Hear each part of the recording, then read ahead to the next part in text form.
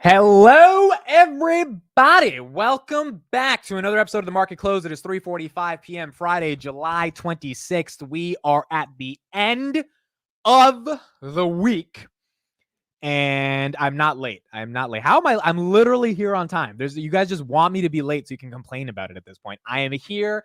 I'm on time. I've been on time every single day this week, 2 times a day, every single day, and today is no different. We're back and we're on time. Folks, I think we need to continue investing in that trampoline house because we have not stopped bouncing. IWM, 224, up 1.7%. Palantir, 2722. Robinhood, up 0.66% of the day. We're going to talk about some new things Robinhood has put out that some of us found on Twitter. Some really interesting stuff. SoFi, up 2%, 743. They've got earnings on Monday. That's going to be a big one. I'll be live earlier. I think I'll be live at like 7:30 to get into the call. S&P up 1%. Tesla just recovered green. It was red for the majority of the day. Now it's green. Bitcoin 68,000. IWM, QQQ, S&P. One thing that is similar in all three of those, besides them having 3 letters, is they're all up 1% on the day. We bounced up. Wednesday was tough. Worst day since 2022. We bounced, and we bounced in a pretty epic way. Now, the question is, will the bounce last? I don't trust the bounce yet. I think we've got to see the first couple weeks of August continue to allow us to bounce, or if not bounce, at least consolidate S&P and tech at this level and have all that juicy money come into what Tom Lee believes or the small caps, regionals, etc. Maybe that happens. Maybe that doesn't. Maybe August gets really bad. We'll see what happens. But so far, after the worst day in the markets in 2.5 years, the markets decided to buy the dip. And as a result of that, we have a pretty bouncy Friday. Didn't really see that aggressive Friday sell-off, which is nice going into the end of the market close. NVIDIA right now is at 112. NVIDIA was up 0.5%, so that's not bad. And then outside of NVIDIA, Celsius, big winner today, up 3.7%, which was not bad at all. Celsius really bouncing from that $45 level.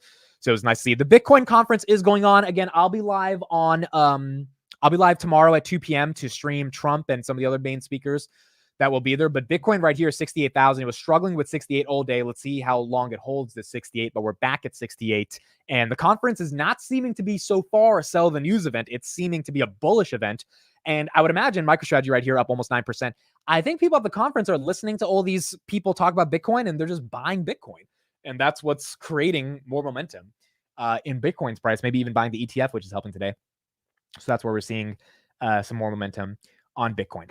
Okay, let's talk about Robinhood. Some really interesting stuff happened on Robinhood today. That shout out to Crossroads, who's a friend of the channel. He put it out on his Twitter, and I was shocked that Robinhood is doing this, but it seems like they are getting ready to do this. So really interesting stuff. For those that are asking why Robinhood is down, again, markets fell, right? So as markets fall, Robinhood, which is essentially a call on the markets, that is, if you're betting on Robinhood, again, you're betting on the fact that it's going to be a bull market. If the market was down 30% year to date, Robinhood would still be a $7, $8 stock because Robinhood really can't go up yet because most of its business is primarily due to trading revenues and people wanting to invest. I think that's changing over time. And the more it changes, the more I think this is a company you want to be long over the next decade. And what they announced today, they didn't really announce it, but we kind of figured it out. It seems like they're starting to pivot away just from trading as their primary source of revenue. So Robinhood put out this survey today to a bunch of users. I didn't get it yet, but some of you guys might have got it. And it says, please select which of the following features that you would add the most and least value to your Robinhood Gold subscription, which is currently $5 a month. And then look at the columns. You can access educational courses around finance. You can access premium lifestyle benefit services, probably like a taxi or limos and clubs, fitness, all that stuff. Access to invest in alternative assets like private equity, art, collectibles. That's the one that's the least interesting to me. The first one right here, discounted mortgage rates. Is Robinhood about to give you a 1% bonus for putting your mortgage onto Robinhood? Like, what the heck is about to go on? Are they going to collateralize your mortgage via your assets in your brokerage? I mean, it looks like they are really exploring some different avenues to be able to increase that gold value prop. They said right here, you indicated a preference for discounted mortgage rates. When do you anticipate purchasing a home? I mean, this is coming from Robinhood, not a bank. This is coming from a brokerage that potentially is thinking of, hey, what if we can give people mortgage rates or loans or lending in a unique way? And maybe our sort of competitive advantage is that you can use your Apple stock to collateralize the loan, which is way better than getting an unsecured loan from a bank when, you know, the bank is just trusting that you're going to pay it back. Whereas Robinhood actually has proof that, you know, they can see some of your assets if you don't pay it back. And then right here, Robinhood says, if they offered XYZ as a monthly paid feature, at what price point in dollars would you consider it? So I commented under this post, I would pay max like $15 a month for Robinhood Gold just because of the value proposition. Even 15 is pushing it. I think 10 is really where you want to get to. And you got to get there over time because right now it's $5 a month. But because it's a finance product, so many people would pay an elevated subscription because they're getting so much value from it. But right now it's $5 a month. And if you pay upfront, it's $50 a year. So it's not even $60 because you can pay all at once. So I think they're getting ready to increase the gold subscription. Probably not this year, maybe early next year, but they're going to add even more value to it. And the more value they add, the more Robinhood is just going to become more and more exciting. So, I mean, dude, it's becoming very interesting. Now, again, Robinhood is a cyclical business. If the market falls, Robinhood falls. If crypto falls, the market falls. But the more I've been thinking about it, I kind of want Robinhood to become a cornerstone of my portfolio, just like Palantir. Primarily because I think going long on this name, and there eventually will be a dip where it gets nasty if the market takes a collapse. Maybe that doesn't happen. Maybe that does happen. This is the stock I think I want to buy on that dip along with Palantir when we, or if we see an ugly collapse. And so the trends I think that are long Robinhood are consistent with a couple macro trends, which is wealth is leaving baby boomers going to millennials. Crypto is going to matter more than we think. That's why they bought Bitstamp. AI will be a native part of every consumer facing product. Robinhood just acquired an AI company that's going to be doing a lot of interesting things. UI and user experience, people said it wasn't a moat. It is absolutely a moat. It is the only thing that differentiates a product from other products, given the stickiness and the fight for user attention that all companies are facing. Giving people free money, like the IRA match 1% deposit, is important, and fintechs around the world are trying to figure out how can we give people money to stay with us. Robinhood is proving their unit economics make sense. So if you believe in these trends, you believe in Robinhood's innovation, and you believe they can get to 35 million accounts, they currently have 24 million, and 500 billion of AUC, they have 130 billion, then they have a real shot to keep growing faster than most of the legacy competitors, along with Vlad just being a rock star CEO to me and being able to do what he has to do to execute. So for those that say I never give a bear case for Robinhood, the bear case is very simple. If the market collapses, Robinhood collapses. Right now, the majority of their revenue, the majority of their activity comes from people that are excited about the markets. If the markets become less exciting, people stop using Robinhood. It's just that simple. That is the bear case. However, they're building out an independent $100 million ARR business that's growing, which is gold subscriptions, that is independent of the markets. They have net interest revenues that are becoming 50% of the revenues that is independent of the markets. And now they're building other subset of features that I think they're getting ready to deploy over the next coming years, because they know that if we have a downturn in the markets, even if it's not like a recession, but it's like a couple, 4 or 5 months of weakness, they're going to have an impact on their trading revenues. How do they get people to still pay for them, engage? How do they make revenue? I think they have other things up their sleeve. So, from that perspective, I think it's really exciting. And I think we're still in a bull market end of 2024. So I think 2024 is going to be good for Robinhood, but they are looking for the future to make this business as big, if not bigger than a Schwab or Fidelity. Now, again, Schwab and Fidelity is really tough. It's not going to be easy to disrupt those guys. The fact that they're even disrupting companies with trillions of dollars in assets and they barely have 100 billion, insane. But also that's why they're only worth, 14 billion, 15 billion enterprise value, 20 billion market cap, because they're a growth company and they have a lot more growth ahead of them if they keep executing. How do you get the option to pay for gold membership annually? You can message their support and they can switch you off the monthly into the annual, but also new people that are signing up, they automatically, when they sign up for the gold card, have a chance to pay the $50 up front without paying month to month. And that actually means they're collecting more revenue up front, which is really good for them, but also it means it's cheaper for people. Instead of paying $60, you pay $50. So we'll see what happens with Robinhood. But again, it's gaining some momentum primarily because, as I say, this Robinhood goes red.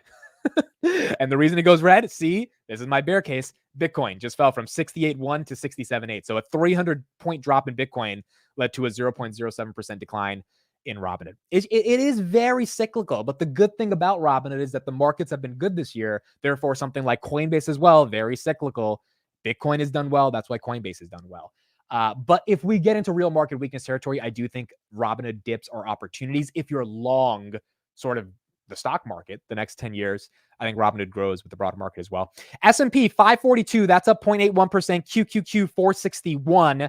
IWM 1.5% up at 223. Tom Lee must be smiling so much right now because, I mean, his thesis is playing out. 3M up 23% of the day. They've had the best day since 1987. Let me know in the chat if you're long 3M.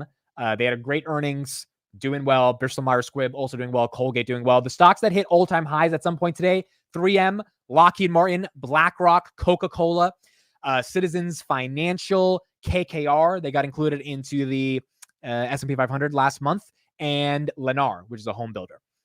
Also Colgate, which had good earnings this morning as well. So earnings season so far going so good, and companies are getting rewarded if they ended up doing a good job. Did you see Tom and Meet Kevin's beef on Twitter? Yes, I did. It's kind of funny, and I kind of I mean, it's just more fun to see IWM do well because it's like, I don't know, like I like Tom Lee. Like I think he's right on a lot of things. I want him, to get these calls right. And I want him to get these calls right because he's not just throwing bullshit. Like when I listen to Tom, it's really not a lot of hodgepodge of like, we believe these are the most deep value tech companies on the planet, blah, blah, blah. It's like he's using a lot of data to come to his conclusion. He's talking with a lot of different clients.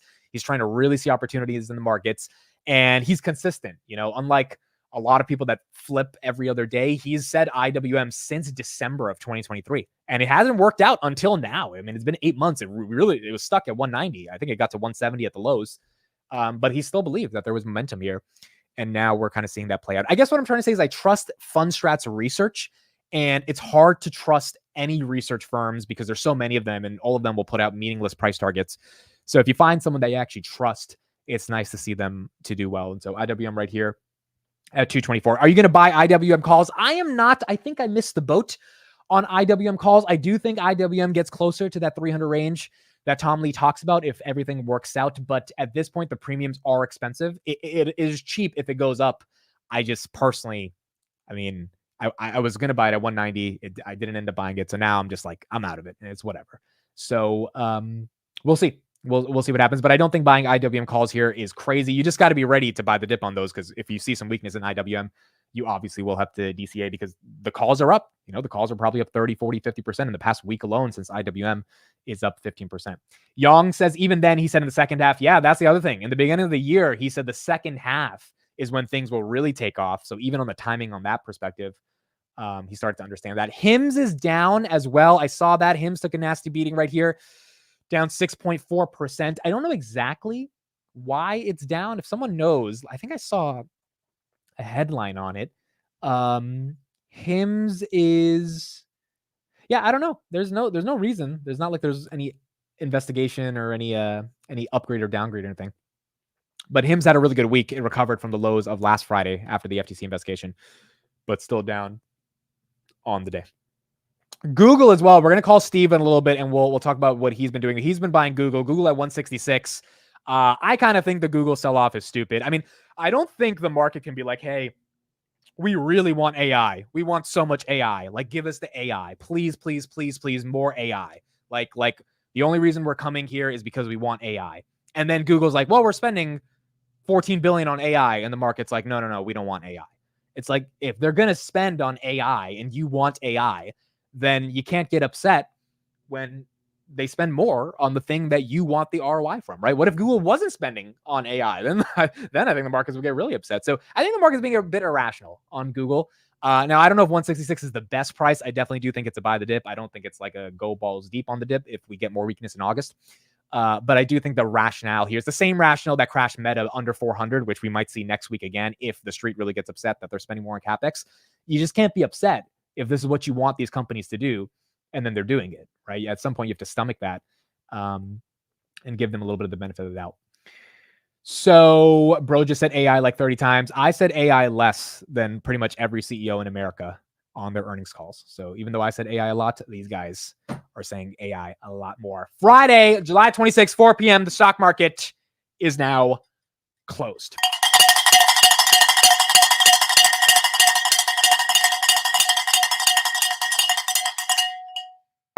All right, markets are closed. We got Bitcoin still holding 68,000. Robinhood 2120 up 0.09% on the day. Palantir 2717 up 2% on the day. QQQ up 1%. S&P up 1%. IWM up 1.65%. All of the indices actually had a great day. IWM outperforming, but they all did pretty well. Let's go to the Max 7 and see how they ended for the day. Microsoft ends green, 1.64. Meta, 2.7. Google down about 0.28. Amazon up 1.47. Nvidia up 0.71. Again, they bottomed at 106 2 days ago. And then Tesla and slightly green, 219. It was at 215 at one point, bounced up to 221. Now at 219 on the week. After, a good earnings, I thought, for Tesla. Not good financially, but good in terms of the story hasn't changed. Tesla still took a 12% beating. I think that was, a decent beating. I don't think it needs to be a 30% beating. So they got beat up. And now I think the street's kind of just reconciling them at this 220 level, still up from 130 on the lows, and still down year to date, but way better than it was when it was stuck at that 140, 150 range. SAS is relatively green for the day. Intuit was up 1%. CrowdStrike was up 0.79%.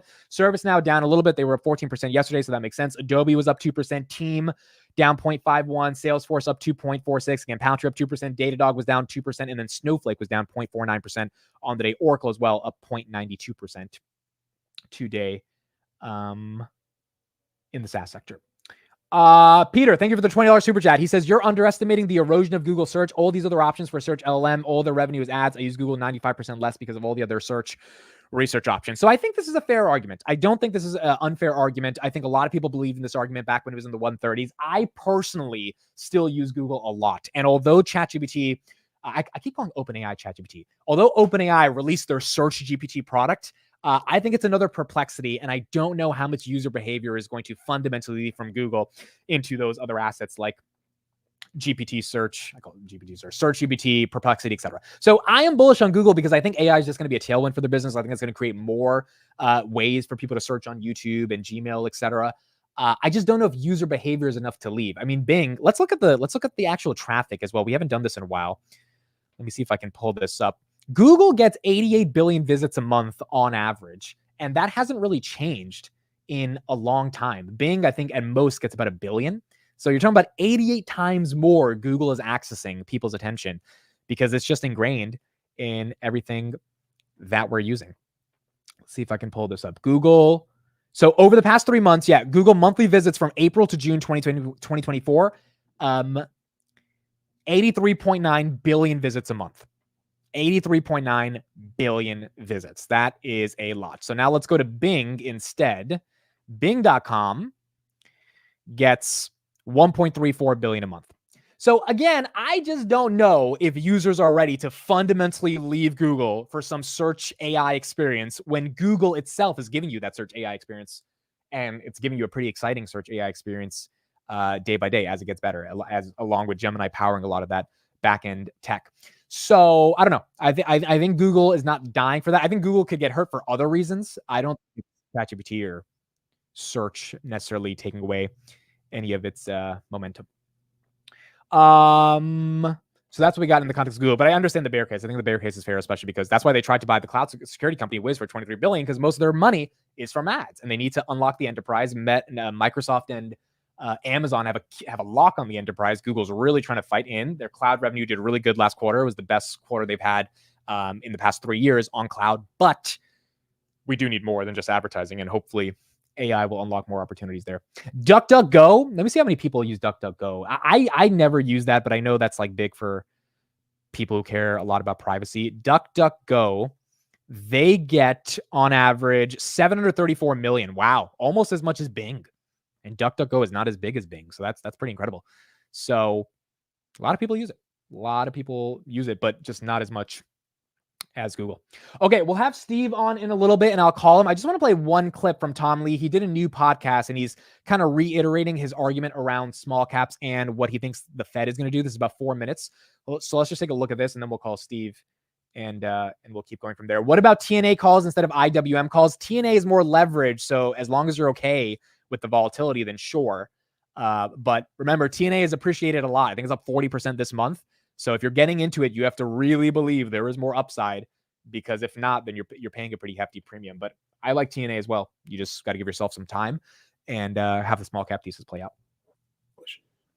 Well, I'm bullish now. In fact, I think today I would be buying small cap stocks pretty confidently because, one, I think that we are entering a growth scare because things are slowing. But to me, that's only a scare because they turn on a dime or inflect as soon as the Fed starts cutting. Housing demand's going to come back big once people are confident Fed's going to cut, commercial real estate finds its bottom, et cetera. I think a second reason we're bullish is that when we speak to our institutional investors, and we have hundreds of institutional clients in 26 countries, and we speak to them frequently, they're far more cautious and far more skeptical of inflation, and I think have been more risk averse than we believe. And so when institutional managers are so cautious at a time when we're relatively optimistic versus consensus, that's also bullish. We also know there's a lot of cash on the sidelines. There's $6 trillion in money market balances. I mean, that's just a mountain of cash. Granted, it's earning 5%, but it won't earn that forever. And then when we look at demographic trends like millennials, I mean, they are really entering their prime working years. So there's a life cycle driver to their spending patterns. And I think there has been benefits from the growth of immigrants in the U.S. I know we're seeing the liability side at the moment, but that's a very large labor supply that keeps the labor market from overheating. So, I think there's many reasons to be bullish. So Bill Dudley, the president of the Fed, the former president of the New York Fed, is out with an op-ed today on Bloomberg saying that he got it wrong. He's changed his mind. He wants to cut rates immediately. Do you agree with him? Yes, I've been following his comments because he is influential as a former member, and he has been one of those higher for longer, as you said. To inflect now and to call for cuts, to me, that's appropriate. And I think it's a recognition, and he's one of the earlier pundits to recognize this, is that there is a lot of softness out there. And if inflation isn't threatening, I'm not sure it makes sense to wait another 8 weeks to actually cut rates. So it's a pretty big air gap at the moment. And I think people get too caught up in the political noise thinking that this has anything to do with the election. Well, so I think a July cut, which would be a hell of a surprise, is not going to happen. We do have Jackson Hole that happens in August. And so I think that's where the Fed, basically in August at Jackson Hole, the Fed is going to have to probably insinuate that a September cut is coming. This is like a 2-day conference the Fed does every August. And when they insinuate that September a cut is coming, the market's going to get ready to price that in. They've already kind of priced it in, but they're really going to price it in once they have what they think is real confirmation. But July, we're probably not getting a cut. If we were to get a surprise cut in July, I do think there's a bearish angle to it, although I think it would be bullish and it's the right thing for the Fed to do, given the weakness we're seeing in the labor market. There would be an argument of like, hey, is there too much weakness? Because why are we cutting kind of earlier than everyone? I mean, literally everyone's expecting a September cut. And maybe that would be something the Fed is trying to tell us, which is that, hey, things are actually getting worse than they seem. So I kind of think it would spook markets a lot. And you kind of don't want that cut in July. And I don't think Jay Powell wants to scare everyone. But I do think September, the cut is inevitable. And if we get that cut, it'll be interesting to see how the market reacts from that. And if this small cap thesis actually does play out. All right, let's call Steve. He should be available right now. And we'll get his thoughts on what's going on in the markets. He might not be able to pick up, but I'm pretty sure he should be free right now. There he is. Steven, you're on the market close. How are you? What's going on? What's going on? We had an interesting market this week, and I think there's a lot to talk about. I know we got like 20 minutes with you, so I'll try to... You're right. There is a lot to talk about. The National Sports Card Convention is going on right now. Steve? Did you see what I sent you, sir? I did. I didn't respond because no one gives a flying fuck about the National Sports Card Convention. See, that's where you're wrong. If you actually did your research, you would see that this is a booming market, and a vendor turned down a $2 million bank wire offer for two 1985 star Michael Jordan rookies, PSA 9 grade. Someone rejected $2 million for two cards, is what you're saying. For two Michael Jordan 1985 star PSA 9s. Yes. We are in a bubble. We are in We a are fucking not- bubble. no, This is no, sell it all. are- This is a We bubble. are not in a bubble. This is the sports card market. I've been telling you for a long time. It is expanding. Michael Rubin is going to be. I don't know what he's going to be. Steve, if someone but offered you he is $2 expanding the million market. for a piece of plastic, you're telling me you would reject it? So there's only 3 of these cards in existence. Yeah, but $2 million is a lot of money. There's only 3 of these cards in existence, and the likelihood of getting a 10 grade on any that are in the wild is very slim to none. Okay. Interesting. I would take the money. I would take $2 million bucks. 2 million is $2 million. But anyway, outside of the National Sports Card Convention, which is super cool. I know Gary Vee's there. He's a big sports card guy. It's in Atlantic City, right? No, it's in Chicago? Cleveland, Oh, it's Ohio Cleveland. this year. Gary Vee's booth is huge this year. I was watching a video last night with all the vendors. His booth is very big this year. Okay, question for you real quick, and then I want to get into the markets. Would you rather own 2 million in Palantir stock or 1 of those Michael Jordan cards? Well, 2 million in Palantir stock because one of those cards is worth $1 million. Okay, I'm not dumb. I'll give you 2 cards. The point is, would you rather have 2 million pounds here, or you got to answer, and you better give the right answer, Steve. That's difficult right now. Are you telling me you would have a Michael Jordan card, 2 of them to be exact, over 2 million in Palantir? That's difficult right now because there is an argument that you could potentially get $3 million for those 2 cards on Sunday. Okay, Look, but you got a lot. Just to hear me out. You have a lot of heavy hitters now. It's getting around the convention that somebody turned this down, which is a genius marketing move. But you got Ken Golden there. You got Probstein there. TBD may even show up. I mean, there's a lot of heavy hitters there that spend huge amounts of money. This is becoming a much more mainstream thing, and there's a lot of money going into this. These cards could be at a $1.5 million price point by the end of the weekend. all right. So baseball over Palantir. I got it. Understood. Michael Jordan did not play baseball. Oh, basketball. Yeah, that's basketball. He played baseball in AAA. He tried. He To didn't play play pro ball. He greatest basketball player of all time. And anybody who wants to debate me about LeBron being better, I'm happy to have that debate. In all reality, I get your point. Like, it's just supply and demand, and people go crazy over Michael Jordan. So I get it. Like, I understand why you would want to hold those. But okay, that makes sense. National Sports Card Convention. If anyone is there, let us know if you go to Cleveland and check it out. Steve, Google. Tell me what's going on with Google. Why is the market selling it off, and why is it at the 160s? I need to do more. I need to go through the conference call again. I need to go through the numbers again. But this is a bad beat. I think the market's wrong. I bought more today. I mean, I'm also not a short-term investor, so I don't really care about the price action. They gave me a price point that I wanted to buy more at, and I got it. So I bought more. I think the market's wrong. So let me ask you this question. Google is spending money on CapEx, and the market's like, you're spending too much, but the market's also like, you have to be a leader in AI. How do you make sense of that? There's no way to make sense of it because it's Google's money to spend. Now, they are not borrowing money to spend on CapEx. This is a company that's generating $70-80 billion a year in pure profit. They are spending money that they are making. They are doing buybacks. They're paying a dividend. They are still growing organically. The market is being silly right now with Google. They're being silly. So you think this CapEx spend simply means that they're investing in their future, and as long as the market eventually sees the ROI on AI, this dip. Who's going to be able to compete with that? Think about it. There's 4 companies in the space at this point. Take NVIDIA out of it. Take picks and shovels out of it. Take chip companies out of it. Because they're not doing with what a Google or an Amazon or a Microsoft or a Meta is going to be doing.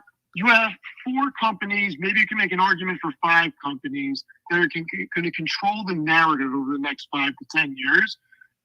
Alphabet/Google is one of those.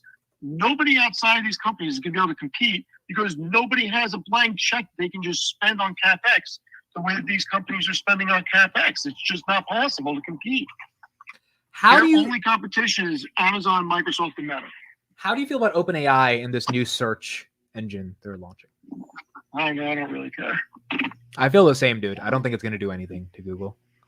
Everybody at Google has 20 years, 2 decades of pounding their brand into people's heads. I don't care about OpenAI. Yeah, we just looked at the numbers. Bing gets 1 billion visits a month. Google gets 84 billion. It's not even close.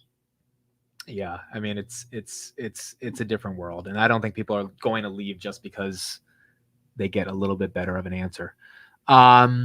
Okay, so that's what we got in Google. Now the Nasdaq fell 3.5%, worst day since 2022. What were you doing on Wednesday when we fell? Did you even notice it, or were you too busy? I noticed it. I didn't do anything. I bought more. I bought NVIDIA yesterday, right? No, Yeah, 2 days ago I think you bought. Oh no, yesterday. Yeah. It was yesterday, I think. I bought yesterday. I didn't do anything on Wednesday. I bought NVIDIA yesterday, and I bought Alphabet today. Why do you think the market fell as bad as it did on Wednesday? I think people are having knee-jerk reactions to things, and look, Tesla's earnings report wasn't that it wasn't great. It was a record on revenue, but I think people are really taking into consideration credits. I think Musk needed to come out on that conference call and really justify and give a hint of why he moved the meeting, not just saying he wanted some changes. Man, I think he needed to really go in depth. But listen, this is why we did it. This is what's going to happen. He didn't do that. And obviously Tesla got a little bit of a haircut, and people didn't like Alphabet's earnings, and that drove the market down. So you think it was a reaction to 2 companies that put up subpar earnings that took down a kind of frothy bull market that we had in the past 7 months? Yeah, I mean, did you see 3M today? Oh yeah. Do you have 3? I'm sure you have 3M. You own 3M, right? Yes. Yeah, you own everything in the market. You're just did you see Bristol Myers? Yes, Bristol Myers up 8%. Okay. They crushed it. Go to my article from June. I don't know when in June. It was beginning of June. It was at like 41.5. I put out an article that people are misreading Q1 earnings. They took a charge because of an acquisition, which is why they did not post profitability. And they were on track to have a tremendous Q2. And they blew it out. So hold on. They went to 41 in Q1 because of a goodwill impairment charge, is what you're saying? They took a drawdown on. They had to allocate capital for a acquisition that they made. It came in Q1. That's why the numbers didn't look good. Ah, okay. Yeah, they crushed EPS by 26%, dude. That's not easy for a pharmaceutical. So Bristol Myers has acquired 3 companies in the past year. That's going to be really big for their future. Steve, I'm assuming you own some Bristol Myers.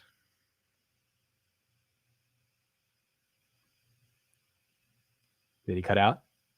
Steve, you cut out. We can't hear you. There you are. Can you hear me? Yeah, you're good. Yeah, I may or may not own some Bristol Myers. Dude, you own every single stock. I love it. I love it so much. Okay, so on Tesla, why do you think the market knew the numbers would suck? Do you think Elon was just boring on the call? It wasn't the same enthusiasm we got on Q1. I can tell you that much. But why? What do you think he got paid and he stopped being enthusiastic? Because Q1 he sounded like he was going to take over the world, and this one he was just like take it or leave it.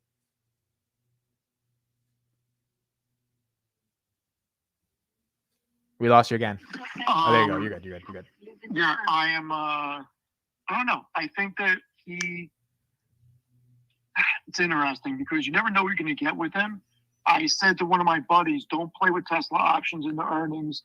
I don't think the market's going to react good to earnings, and it all lays on what Musk is going to say in the earnings call. And he just didn't knock it out of the park.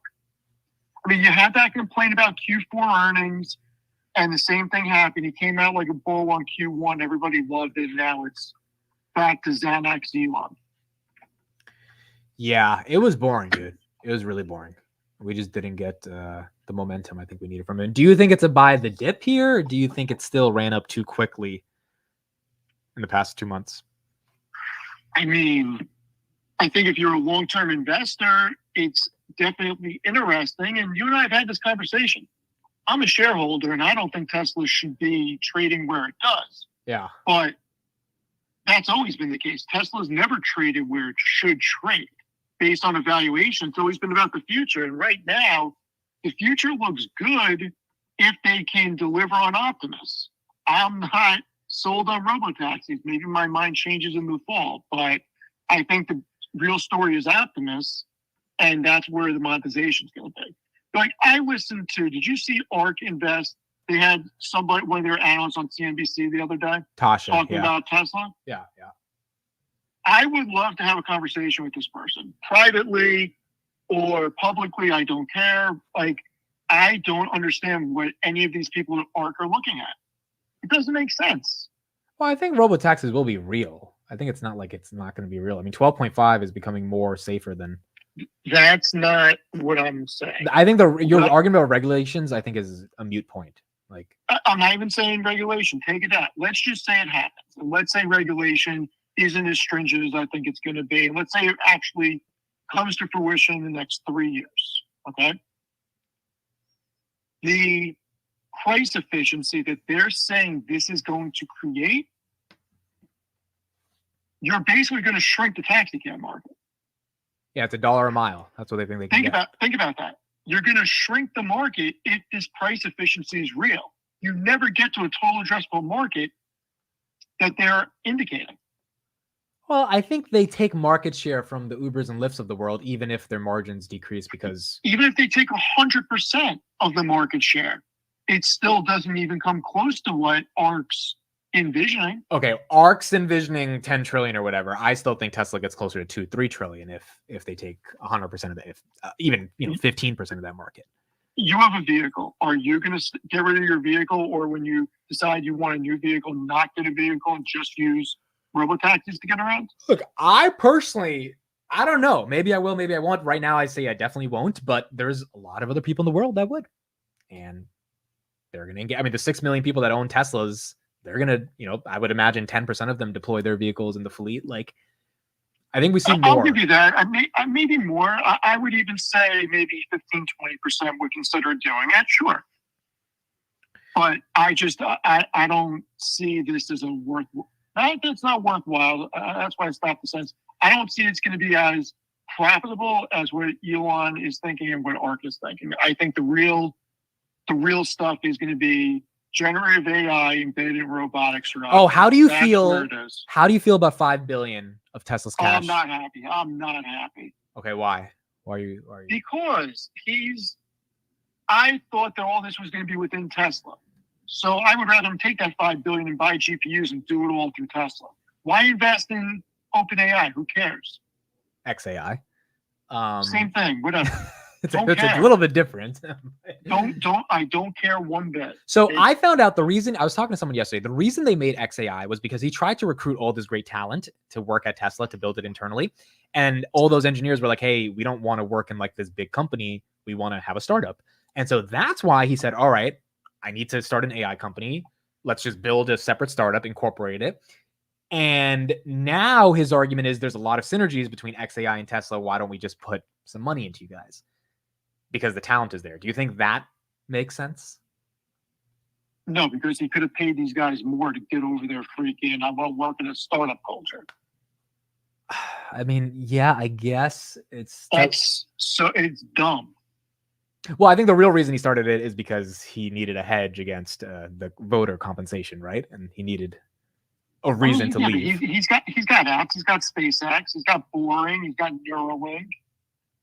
I don't like him putting $5 billion. I think a couple billion is not crazy, but I do agree. It just looks like a conflict of interest, taking Tesla shareholder money, dumping it into I would rather him buy $5 billion worth of GPUs and do it internally than have a percentage of a company. Yeah. I'd rather it be done internally. But look, long term, I don't think that there's a company that can compete with them in these spaces. I think robotics is going to be several winners take most, and Tesla will be one of those several winners. I don't think that the defense contractors will be able to scale manufacturing the way that Tesla can scale manufacturing. And I think from a consumer front, I don't know if there's another company that's going to be able to really compete with Tesla on a grand scale in the US.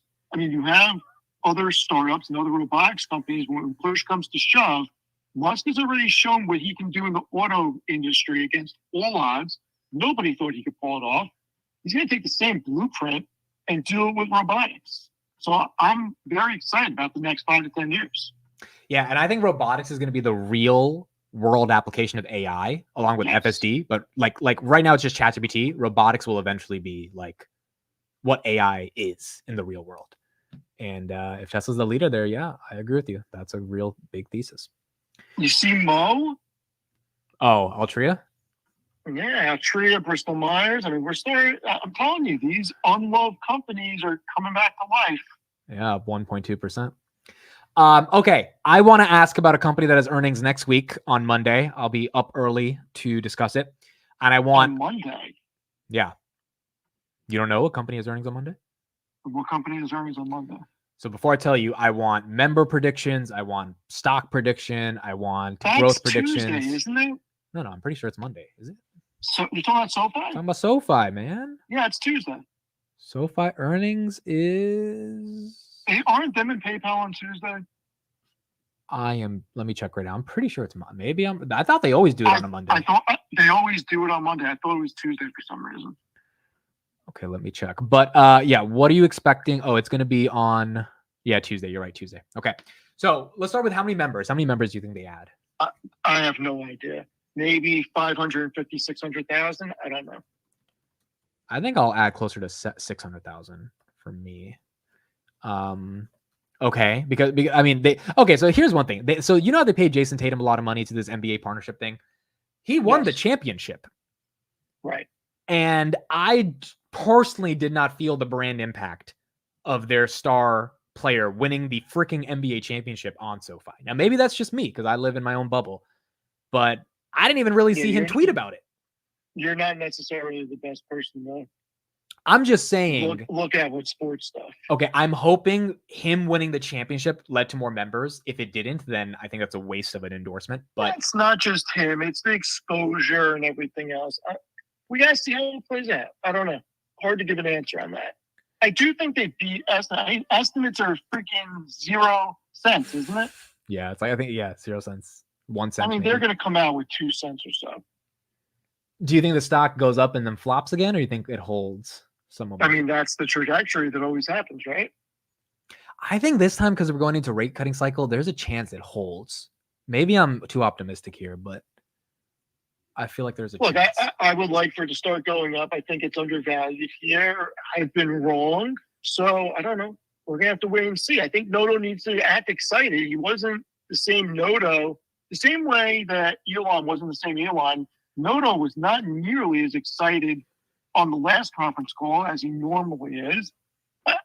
We'll see. I think that more and more people read earnings call transcripts or listen to the earnings calls, especially with how big they've become on YouTube. I think those matter way more than ever. Okay. Small caps. Do you agree with Tom Lee on this thesis? You just want to get me agitated. No, I'm just asking you a question. Do you agree? Would you rather have small caps or your little baseball cards? Like, what do you want?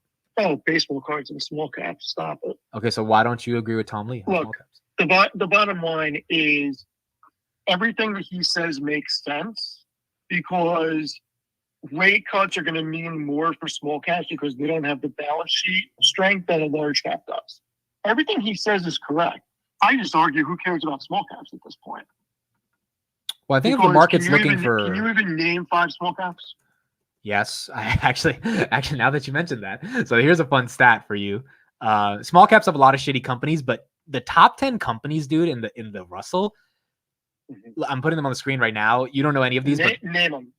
INSM, FTAI, FN, FLR, SFM.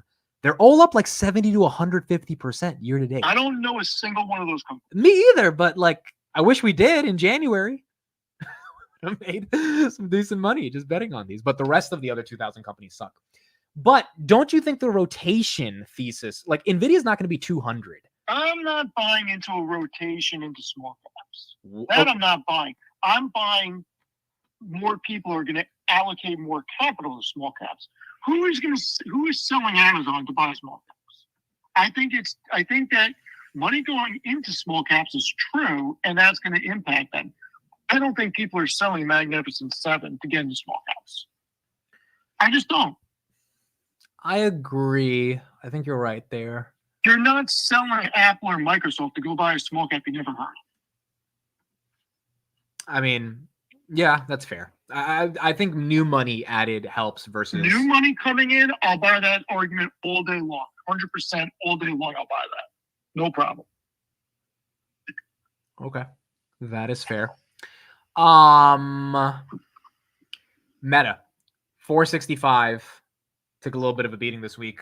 Do you think they have the same concerns on earnings where they're going to show increased capex, but the street's not going to like it, and then they tank? No, because they did that last quarter and they got whacked, and then they came back and then they started selling off again. They increased what they said they were going to spend on capex to 35 to 40 billion instead of 33 to 37 billion, I think were the numbers. And they got whacked, and look, they went down to what after earnings? 450, 460, and then they went back up to 520, and now they're back down. Meta's going to finish the year. If I had to make a guess, I would think they finish the year between 550 and 600. I agree. I think you're right. Now, I am biased because Meta is one of my largest positions. So I am biased. But I have believed in this company a lot. So what do you think? I mean, we got some YouTubers out here like Meet Kevin who are predicting we're getting into a really bad recession. We're going to crash. I watched his video yesterday on this, and his argument is like a lot of these data points that he's looking at. The biggest data point I'm looking at, and I'm curious what you think on this, is that people have jobs. And for like the most basic argument in a recession is that people lose their jobs. We are not seeing mass unemployment, at least not yet. Do you think that is the simple argument for why we're probably not going to have a recession in the next 4 to 5 months? Well, I don't believe we're going to be in a recession in the next 6 months. But unemployment has gone from 3.5% to 4.1%. Yes. So you go back to 1948, every time unemployment is increased by 1 percentage point, we've either been in a recession or a recession immediately follows. So is this time different? I don't know. I mean, look, unemployment's real. And the carrying cost on debt is higher than ever. You still have inflated prices. So if the Fed doesn't cut, I think that we could have a recession in 2025. If the Fed actually starts cutting, I don't think that a recession is going to be on the horizon until there's a new macroeconomic crisis that we have to deal with. Oh, so you think the Fed's going to be able to use monetary policy to stop a recession? Yeah, if they cut rates, we're not going to have a recession in 2024 and probably not even 2025. Look, it's inevitable that we're going to have another recession. Like they have, or the economic cycle. But when you cut rates and you lower the cost of capital, businesses are more likely to borrow to expand. And when they expand, they typically add jobs. More people have jobs, it's harder to have a recession because there's more people spending money. I agree. And so you're saying when we cut rates, businesses expand, more jobs, that it's hard to have a recession. And it helps out small caps and smaller companies more than large companies because their balance sheets aren't as solid. They typically have to borrow more on a percentage basis to keep the business running. So it frees up capital and it helps any debt that's on floating rate debt also. So you enter a position where the job market's going to get stronger.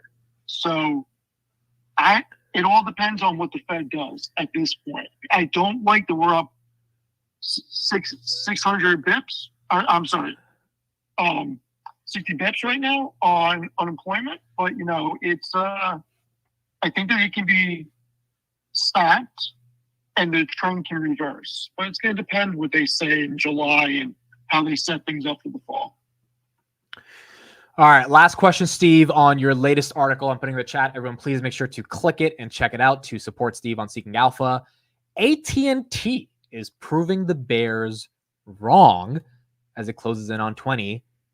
Why should we look at all at AT&T?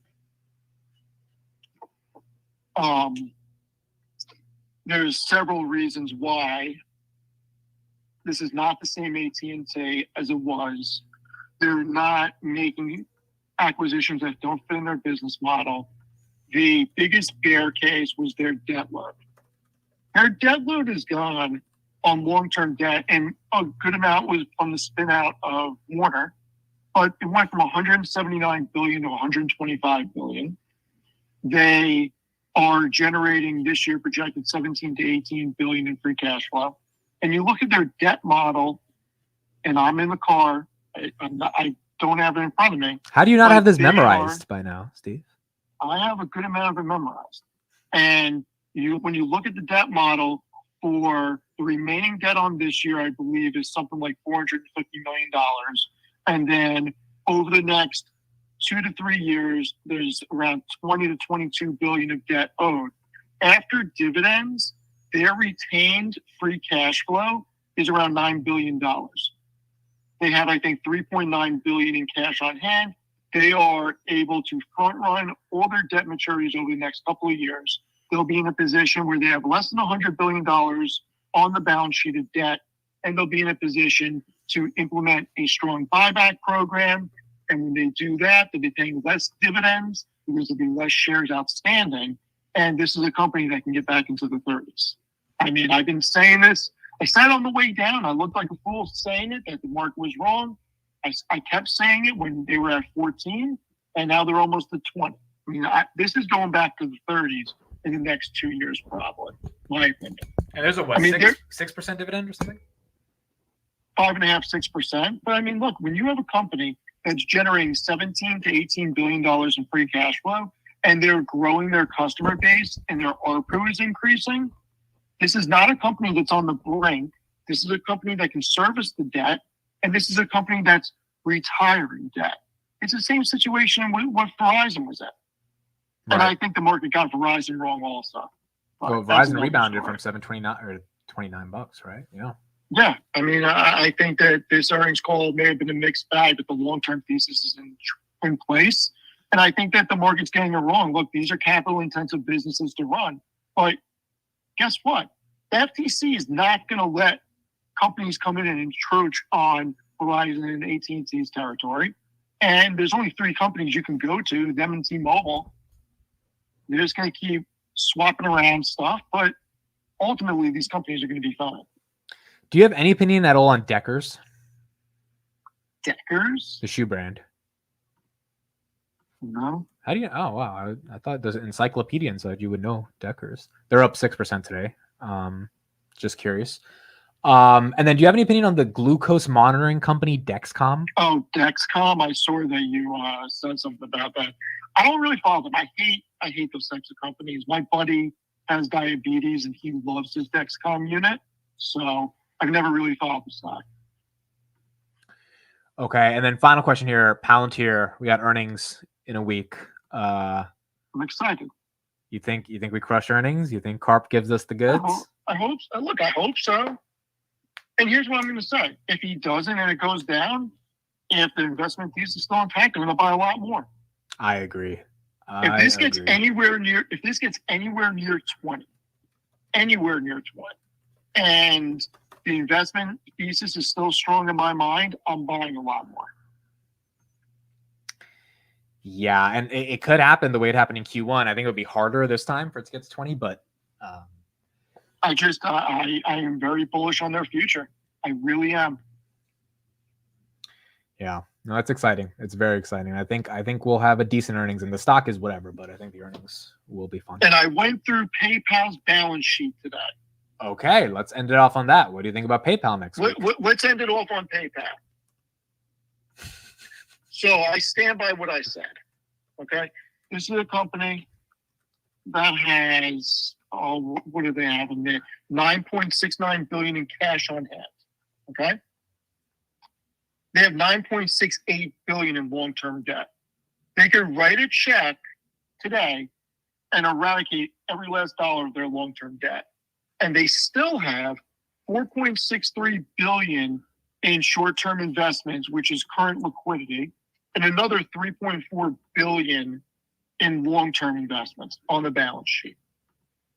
They absolutely should come out of the gate with an additional 5 billion in buybacks. because they are not using their cash for anything else. And if they come out and say, we're looking at acquisitions or we're going to invest in this because we think it's going to have huge growth factors, I'll be all for it and I'll shut up about the buybacks. But if they don't do that, they should send a very strong signal to the market that the best use of our cash is buying back our stock because we are very undervalued. And then if that doesn't work to get the stock going, they should go private. So do you think Alex Chris whips out a 24-inch cock and puts it on the table in the earnings call and actually gets the street to buy this sucker at 57? No, he's not inspiring in my opinion at the moment, but that doesn't mean that he won't be. I don't think he's that type of CEO that would do that. Although I must say his last conference call was much better than his first one. But I don't see him being an Alex Carp. I don't see him being Elon Musk. I don't see him being like that. And I think that's what we need. Dude, no one should ever let me become a CEO of a public company. Because I'm going to dude, they're not going to be able to media train me. I'm just going to say anything, whenever. I'm not going to give a fuck. I don't know if you saw my joke, but if I was the CEO of CrowdStrike, I would have been on CNBC, I'd be like, hey, did you just try turning it off and on? Maybe it would work. Oh, it's not? Okay. Well, anyway, we're sorry. I would make that joke live. And I would live with it. I mean, as long as you don't get political, I think you're fine. And yeah, and I'm not a political guy anyway, so it would just be pure jokes for me. What did you have any opinion on CrowdStrike at all? Any thoughts on that one? No, I mean, look, when I did my research on Fortnite again, just to do follow up, I wasn't thrilled with CrowdStrike's valuation. I mean, it's interesting now, but I mean, I don't know what the backlash is going to be. I don't know. Yeah, I gotta really look into it more. Yeah, I think I'm more interested in other things. I'm more interested in Alibaba. Still, even with the CCP getting ready to invade Taiwan, you want to get Alibaba? No, I'm a shareholder. Oh yeah, I forgot you're a shareholder. Dude, it's so interesting. This stock has not moved all year. I mean, it's up a little bit, but it hasn't moved in a long time. And you know what? It is so you really want to go down a rabbit hole? Go down a rabbit hole on their financials. Oh, it's amazing. It's the best financials ever. It's amazing. If the numbers are correct, which I happen to think they are, it is insane. It is the most undervalued company in the history of companies. It's crazy if the numbers are legit. I mean, I think they have close to 200 billion in cash and their market cap is 180 billion. It's so ridiculous. It is so ridiculous. Absolutely ridiculous. Someone said the new CEO of PayPal should be John Hancock. That would be. I wouldn't mind Noto being the CEO of PayPal. No, Noto doesn't talk like he's, he doesn't have the big dick energy either. The only person. But he's an operator. He's not. I mean, yes, he is, but on an earnings call, you need to convince investors, and Noto and Alex Chris have failed this year, in my opinion, at convincing investors. Karp is the only one who's actually showed people what it means to buy Palantir. Well, next week's a big week. We got PayPal, we got SoFi, I think we got Amazon and Meta and Microsoft, and we got a Fed meeting. I love how the Fed meeting is smack in the middle of big tech earnings. I forgot. We have the Fed. We have Meta. We have on Wednesday, Thursday. Oh, the Fed's Wednesday, Thursday? Yes, at the end of the month. Wait, that's when J Powell's going to do his a press conference, right? Oh no, I'm sorry, Tuesday, Wednesday, because the press conference is on 31st. That's Wednesday, I think. Oh, okay. So 31st. Oh, yeah. So J Powell speaks on the 31st, and then earnings next week. It's a lot. All I have to say to you is if J Powell comes out and really tees up a cut in September and Meta and Amazon blow it out of the water, you're going to see it melt up next week. I kind of don't want that to happen, dude. I want it to happen at the end of the year. I don't want it to happen this early because then we have to protect it going into the end of the year. And I'd rather it happen towards the end because I think it's too premature. I think we got to go through some August pain and then just move on. I wouldn't mind a melt up though. I mean, Because then if we melt up to like 5,700 and the pullback's back to 5,500, that's not too bad, right? I mean, look, if Tom Lee's right, we're gonna have a melt up for the next 6 years. Yeah. Now we'll have. Yeah. I mean, Could you imagine the S&P at 15,000? I mean, I think it's like his thesis, and then I want to ask you about Pokemon cards because someone asked, but his thesis is so much labor is going to go to tech over humans because of population decline, all that stuff, that the tech companies. Do you agree with that? Mm-hmm. I agree with that too. Look, you know better than a lot of people, I don't like to get political with anything.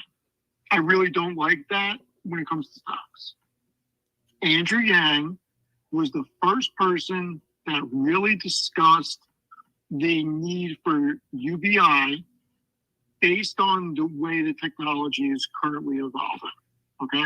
I think that people really need to seriously look at what sectors can be displaced over the next 5, 10, 20 years, because we're going to have to figure something out to protect humanity, because there's going to be a lot of jobs that are going to be at risk. And I know people don't like discussing that, but when you really take a step back and you really look at it, you have a lot of industries that are going to be under serious pressure. And I think that something's going to need to get figured out, because the expansion in tech and the investment in tech is going to be crazy. I agree. Last question, Pokemon. Any updates on your journey with Pokemon cards? Yeah, just buying sealed product. So you're buying more Pokemon? Yeah, I'm going to have to get another safety deposit box. Have you ever watched Pokemon? No. So you don't ever think, hey, maybe I should watch the stuff that I'm buying? Or why? I mean, you're buying intellectual property based on a show. It's the biggest media franchise globally ever. Why would I care? You're not interested in like what Pikachu? No. Do you even know what Pikachu can do? No, I have no. You don't know what Pikachu can do, but you're day trading Pokemon cards. Not day trading Pokemon cards. I'm buying sealed product and throwing it in safety deposit boxes and in storage unit. Do you even know who Ash Ketchum is? No. Steve, this is like the guy, bro. Okay. Do I care? No. Do you know I care that you know who they are. That's actually a good response. That's a good response. Yeah, I like that. People know who they are. I don't need to waste my time to know who they are. I don't need to like it. I just need to hold it and own it so I can sell it down the road.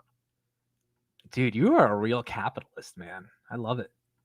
You're a real capitalist. It's the same thing with sports cards. I think that look, Michael Rubin, you know who Michael Rubin is, correct? Yes. Okay. He sold his stake in the 76ers, which was his crown jewel, to buy Topps. And he rolled Topps into Fanatics. He is now putting on Fanatics Fest in August, I believe. He is trying to 10x the hobby. There's a ton of capital going into the hobby. The sports card hobby, the trading card game hobby is going to get bigger. And I think that there's a lot of money to be made if you look. I'm not saying it's not risky. It's certainly risky. This could all get unraveled. But based on the market expansion, based on how pricing is gone, I am very bullish on those as alternative assets. I mean, look, I agree with you. At the end of the day, I do think cards are silly, but like there's value here that people see. But keep in mind, that's an opinion. Okay? No, but it's an opinion that's shared by a lot of people. There's a market. But just hear me out. I have an opinion. You have an opinion. Those are our opinions. Like, opinions don't matter. What matters is facts. And if you just type in National Sports Card Convention 2024 on YouTube, you take 1 minute and look at any of those videos, and you look at the amount of adults that are at these events, carry around tens of thousands of dollars, and spending a lot of money on pieces of cardboard of other humans. This is a market that continues to get bigger, and it is likely to continue to expand because it is now cool again. And now the people, and you got to look at it like this also. People my age, okay, who used to collect cards and got out of it when they became teenagers because it wasn't cool or in thing anymore, are now back into it, and their kids are back into it. And now you have kids collecting with their parents. And I think this time it doesn't become unpopular. I think there's more young people into it now throughout the junior high school phase than there ever was before, especially with the likes of eBay and the outlets to make money or try to make money buying and selling. This is basically stock market for kids in a way. No, you're right. And it's teaching kids the early stages of business. And everything else. This is big. You look into like what Whatnot is and all these different auction houses.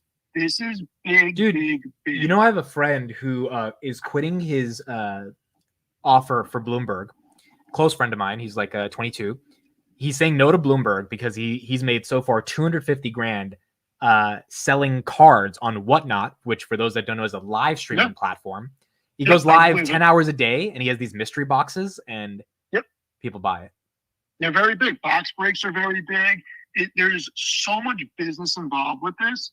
I think it only gets bigger, and it's a very interesting thing. I mean, listen, if you want it, there is the East Coast National Convention in Westchester. I think it's in the middle of October. If I'm not in California that weekend, I plan on going. If you want to come and hang out with a couple people and kind of get a feel for what it's like, we're going to, me and maybe like 6 or 7 people are going to go up there for that weekend. So I actually would, but I'm going to be in India in October. So that's actually probably why I can't. But I just thought of a business idea, dude. What if we, I thought there's a legit business idea I just thought of now. Let me know what the chat thinks. Dude, what if we created trading cards for finance? Like a Kathy Wood card, a Dan Ives card, a fucking Jim Cramer card, a Steve Fiorillo card. Like, what if we? I don't hate it. You don't hate the idea, right? I know it's kind of like out there, but I mean, they tried doing it with entertainment. There is rumor that Ruben is really going to try doing it again, but do it differently with autograph. I mean, you could do it. I mean, the big thing is, I don't know if there's a big enough following in the financing. There's enough of a following in the finance community. Like, it's not as big as Pokemon, but it'll be there. Like a Warren Buffett card, dude, a rookie Warren Buffett. Like a Warren Buffett autograph card that you get graded could go for a significant amount of money. I just got I don't know if you saw, I just got a hat from Palantir. Carp signed it. I mean, is the merchandise store open yet? It's up, but like they're filling it with more merch. They're sold out right now. But it's reloaded. Can you send me the link when you I'll send you the link.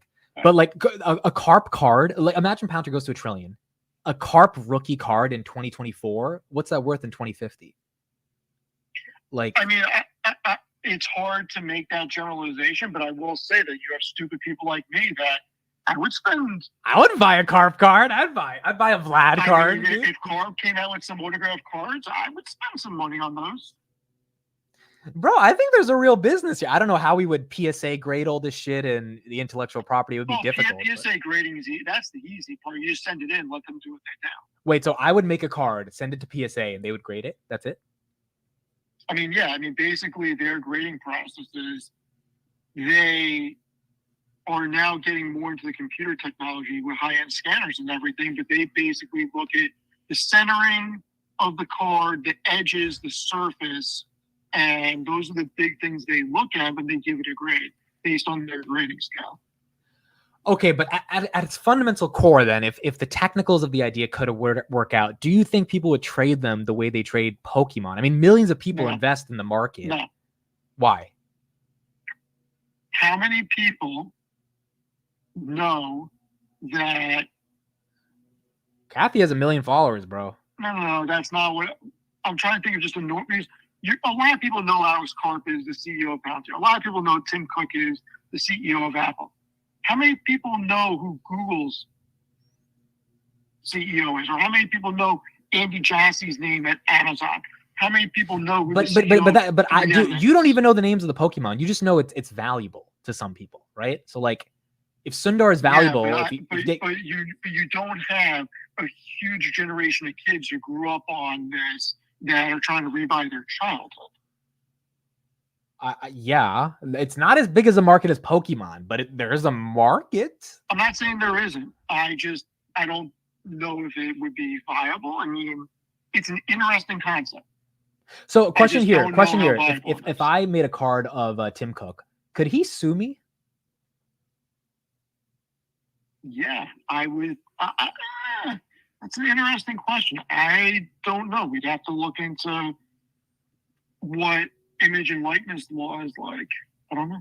Yeah, because for Pokemon, all of it's you have to get some type of licensing deal. Yeah, because Pokemon gives the licensing to all these card manufacturers, right?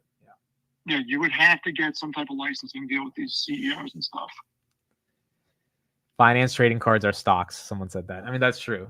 I know it's not the best idea, but I'm just spitting it out there. Like, that would be interesting if you could sell finance influencers, not even influencers. What would you call them?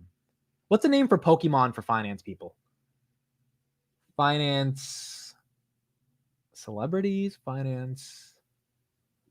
I don't know. It would have to be something. Like, I don't know, but you should really look into the alternative asset market. Okay, I will. It will blow your mind. I'm going to send you one video to watch this weekend. Okay? Just one video. It's maybe 5 or 10 minutes. It will blow your mind at how big of scale the National Card Convention is. Yeah. That's fair. Like, this guy Probstein runs one of the largest card consignment businesses. He brought $20 to $30 million of inventory with him to the National Card Convention. I mean, look, there's a market. People are willing to pay for it. So, I mean, it's wild. So, all right. Are you doing anything over the weekend? Well, when we hang up, I'm going to go upstairs, go get one of my Opus X Perfections, come back downstairs and light it up. That's a cigar, correct? Yes, it is a cigar. Can you give me a good movie to watch this weekend? You don't like movies. So give me a good one so that I'll actually pay attention to and watch. I'm like legit going to try to watch. Let me think about it. I'll text you. Good. Please text me. Thank you, Steve. Right. Appreciate it. Twitter's in the chat. Whatever. Talk to you next week. Bye. All right. Bye.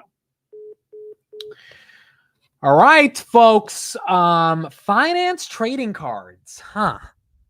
Like a rookie emit, bro? Like, what if I end up and I start some multi-billion-dollar fund in like 20 years? Like a rookie emit, you never know.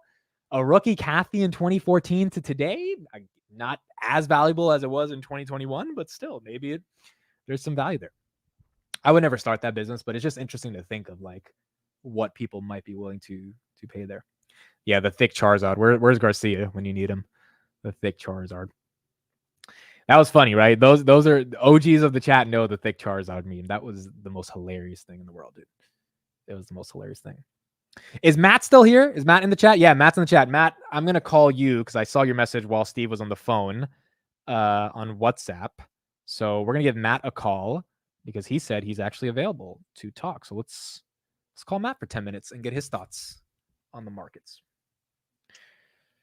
Matt Money, what's up? What's it like to have the best hair on YouTube? Dude, you can't even see my hair. I literally have a hat on right now. There's no... I already know what it looks like. I've seen it in person. I've put my hands through it. Why are you hiding? That's true. You have seen it in person. That's correct.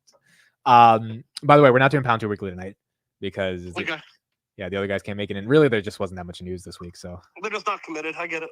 No, it's not that. Next week, the week before earnings, that'll be a good episode. So yeah, that'll be fun. I'll put together some numbers. That'll be a good time. Okay, so let's go. Let's actually start with Rocket Lab. This thing had a good week. It's always a good week with Rocket Lab. A, did you watch the documentary? B, do you think people are getting more friendly to this company? I unfortunately still haven't watched the documentary because I'm a loser. No, you're just busy. You're busy. You're working. You're making money. Let's make sure this garage door closed. All right, we're good. Don't want some riffraff getting into my garage. And I do think people are coming around. I think people are starting to recognize that there's a lot of people, just like with anything out in the market, I think a lot of people are starting to recognize there's people that are marketers and showmen in equities, and there's people that just fucking get it done. And I think people are starting to recognize that Peter is the ladder, and a lot of people out there in the world are more like the Chris Kemps of the world. They're just chatting, trying to make people feel good, but they're not actually getting things out and done. And it's just a matter of time, right? We saw the same thing with the SPAC craze back in 2021, right? I mean, people were showmen and trying to, get everybody to invest. But at the end of the day, you have to have a product. You could be a great marketer, but if you don't have a product to actually sell at the end of the day, you're not going to get very far. So. Yeah, that's fair. I haven't watched the documentary yet, but they are the people that told me they watched the documentary. It's like a good one, dude. It's really good. So I think the marketing of that makes sense. For the people that are listening, the Apple documentary apparently is dog shit. I still need to watch that. They, I guess, heard about what Ashley Vance, who was the guy who wrote the book, The Heavens Go on Sale, and also creator of Wild Wild Space on HBO. I guess Apple caught wind of it. So I think it's called Fortitude. Apparently that's not good at all. Apparently it's really short, really boring. But Wild Wild Space, I've only heard good things. So. Okay, Google, want to get your thoughts on that one. Do you think the sell-off was rational there? I know this is a big holding for you, or just got a little too frothy? I think if it stays at 160, 170, I think it's warranted. The price to earnings ratio on the company has expanded way too rapidly, and it really would have only warranted it if you saw 20% year-over-year growth, and I think we're in the mid-teens. So, I think that the company's doing really well. It's on track. You have to think it's still up from the 140-ish, $140 range going into 1Q earnings. Then it pulled back to 120, and it went on that rally all the way up to 180. So literally a 50% rally from peak to trough within the matter of months. So I think it's warranted to have a little bit of a pullback, but overall pleased with the numbers. I think it's still a huge stamp. I think I looked at the numbers last night with Chris, and I think the price to earnings has come down to slightly below 25x, which I think is still premium for it, but it's in the range of what's reasonable for me. So if we continue to grow at 10, 15% per annum, man, this thing's going to be a $4 trillion company here pretty damn soon. You think this OpenAI search thing is any threat or no? I haven't really sat and thought about it yet. Okay. I need to sit more and think about it. Let me ask you a question about this one. A name that I think you still have. I'm not sure, but Dutch Bros. Okay. Yeah, I'm sipping on some right now. Oh, really? Let me finish on Google, the last thing. Okay. And then I'll go into Dutch Bros. I could talk about either for an hour. The cloud is now at a $1 billion net income per quarter. So in my writing that I did in February, which I need to update on Seeking Alpha, I had an estimate that by 2028 timeframe, Google Cloud provider, GCP, will be a $400 to $700 billion business. Well, this is just another feather in the cap, right? Growing 20% year over year. Comparative to the last year, $1 billion in net income. So they're basically on a $4.5 billion run rate. Add a 20x multiple to that, that's already an $80 billion company on its own, right? So that's pretty impressive if you were to sell it, but that's just putting a 20x multiple. If it's growing at 20% it should be selling at a 25 to 30x. So easily a $100 billion company on its own.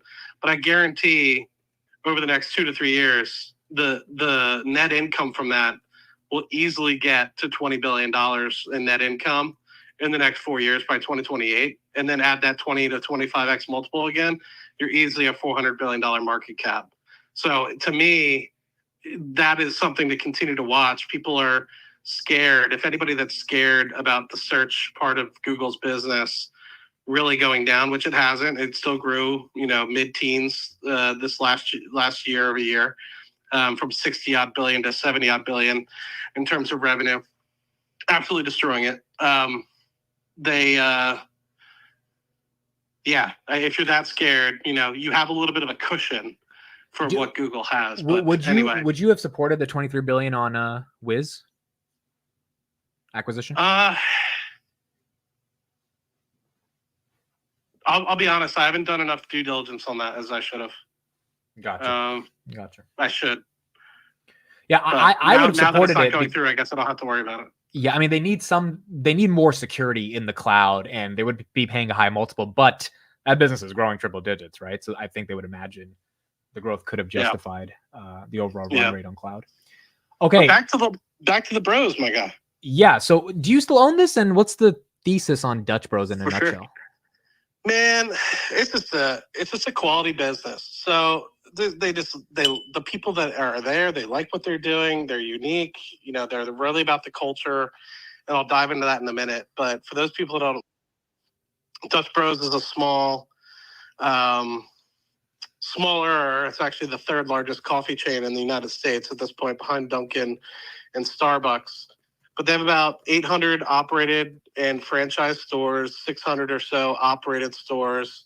And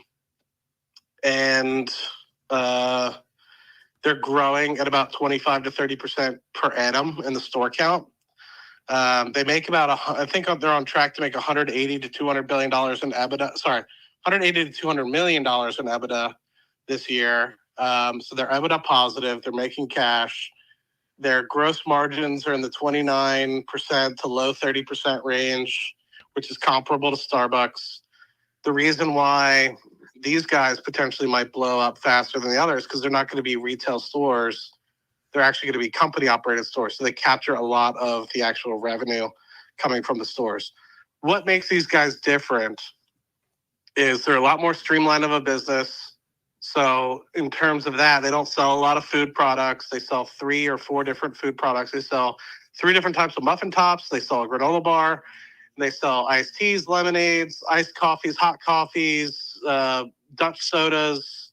I think I already said lemonades, energy drinks that actually taste good, unlike Starbucks energy drink, which tastes like ass. But another piece of it, which I think is very important for people that are listening, is back to that culture and brand, right? Everybody was so much about Starbucks when it came out, the brand. They've shit on the brand, to be honest with you, and they kind of used it as kind of toilet paper over the past few years. Let me tell you what brand means for Dutch Bros. So I first had Dutch Bros back August last year. I've been around it. A few of my buddies that are on the West Coast have told me about it in the past. They invested in the IPO. It wasn't making enough money back then, so I never invested. Well, it started making money. And once it gets, you know me, I like to look for companies that are just on the brink of making profitability. SoFi, Rocket Lab, Palantir, like these are companies that are just about to hit that wavelength of going to explosive growth in terms of profitability. So it was right up my alley. So they just hit profitability. So it's like, oh, interesting. And then there was a Dutch Bros a couple miles away when I was in Tennessee last year. I was like, let me go. Tried it out. It was tasty. I started doing more research, start getting, and I'm like, these guys aren't about just making money. Like money is a byproduct for them. They're about the culture. They're about the experience. They're about making sure people love what they do, what they get in terms of their drinks. They want people to be satisfied, etc. And if that happens, money's a byproduct. Money's going to come through the door, right? So quick story for you. Dutch Bros have been going, if you look at a map of Houston and you go on DutchBros.com and you look at all of it, they've kind of done like the outer rim of a target almost. And Houston's kind of built like a web. There's multiple like freeways and that can kind of take you around the city. And like loops, there's like 3 or 4 different loops around Houston, depending on where you're at.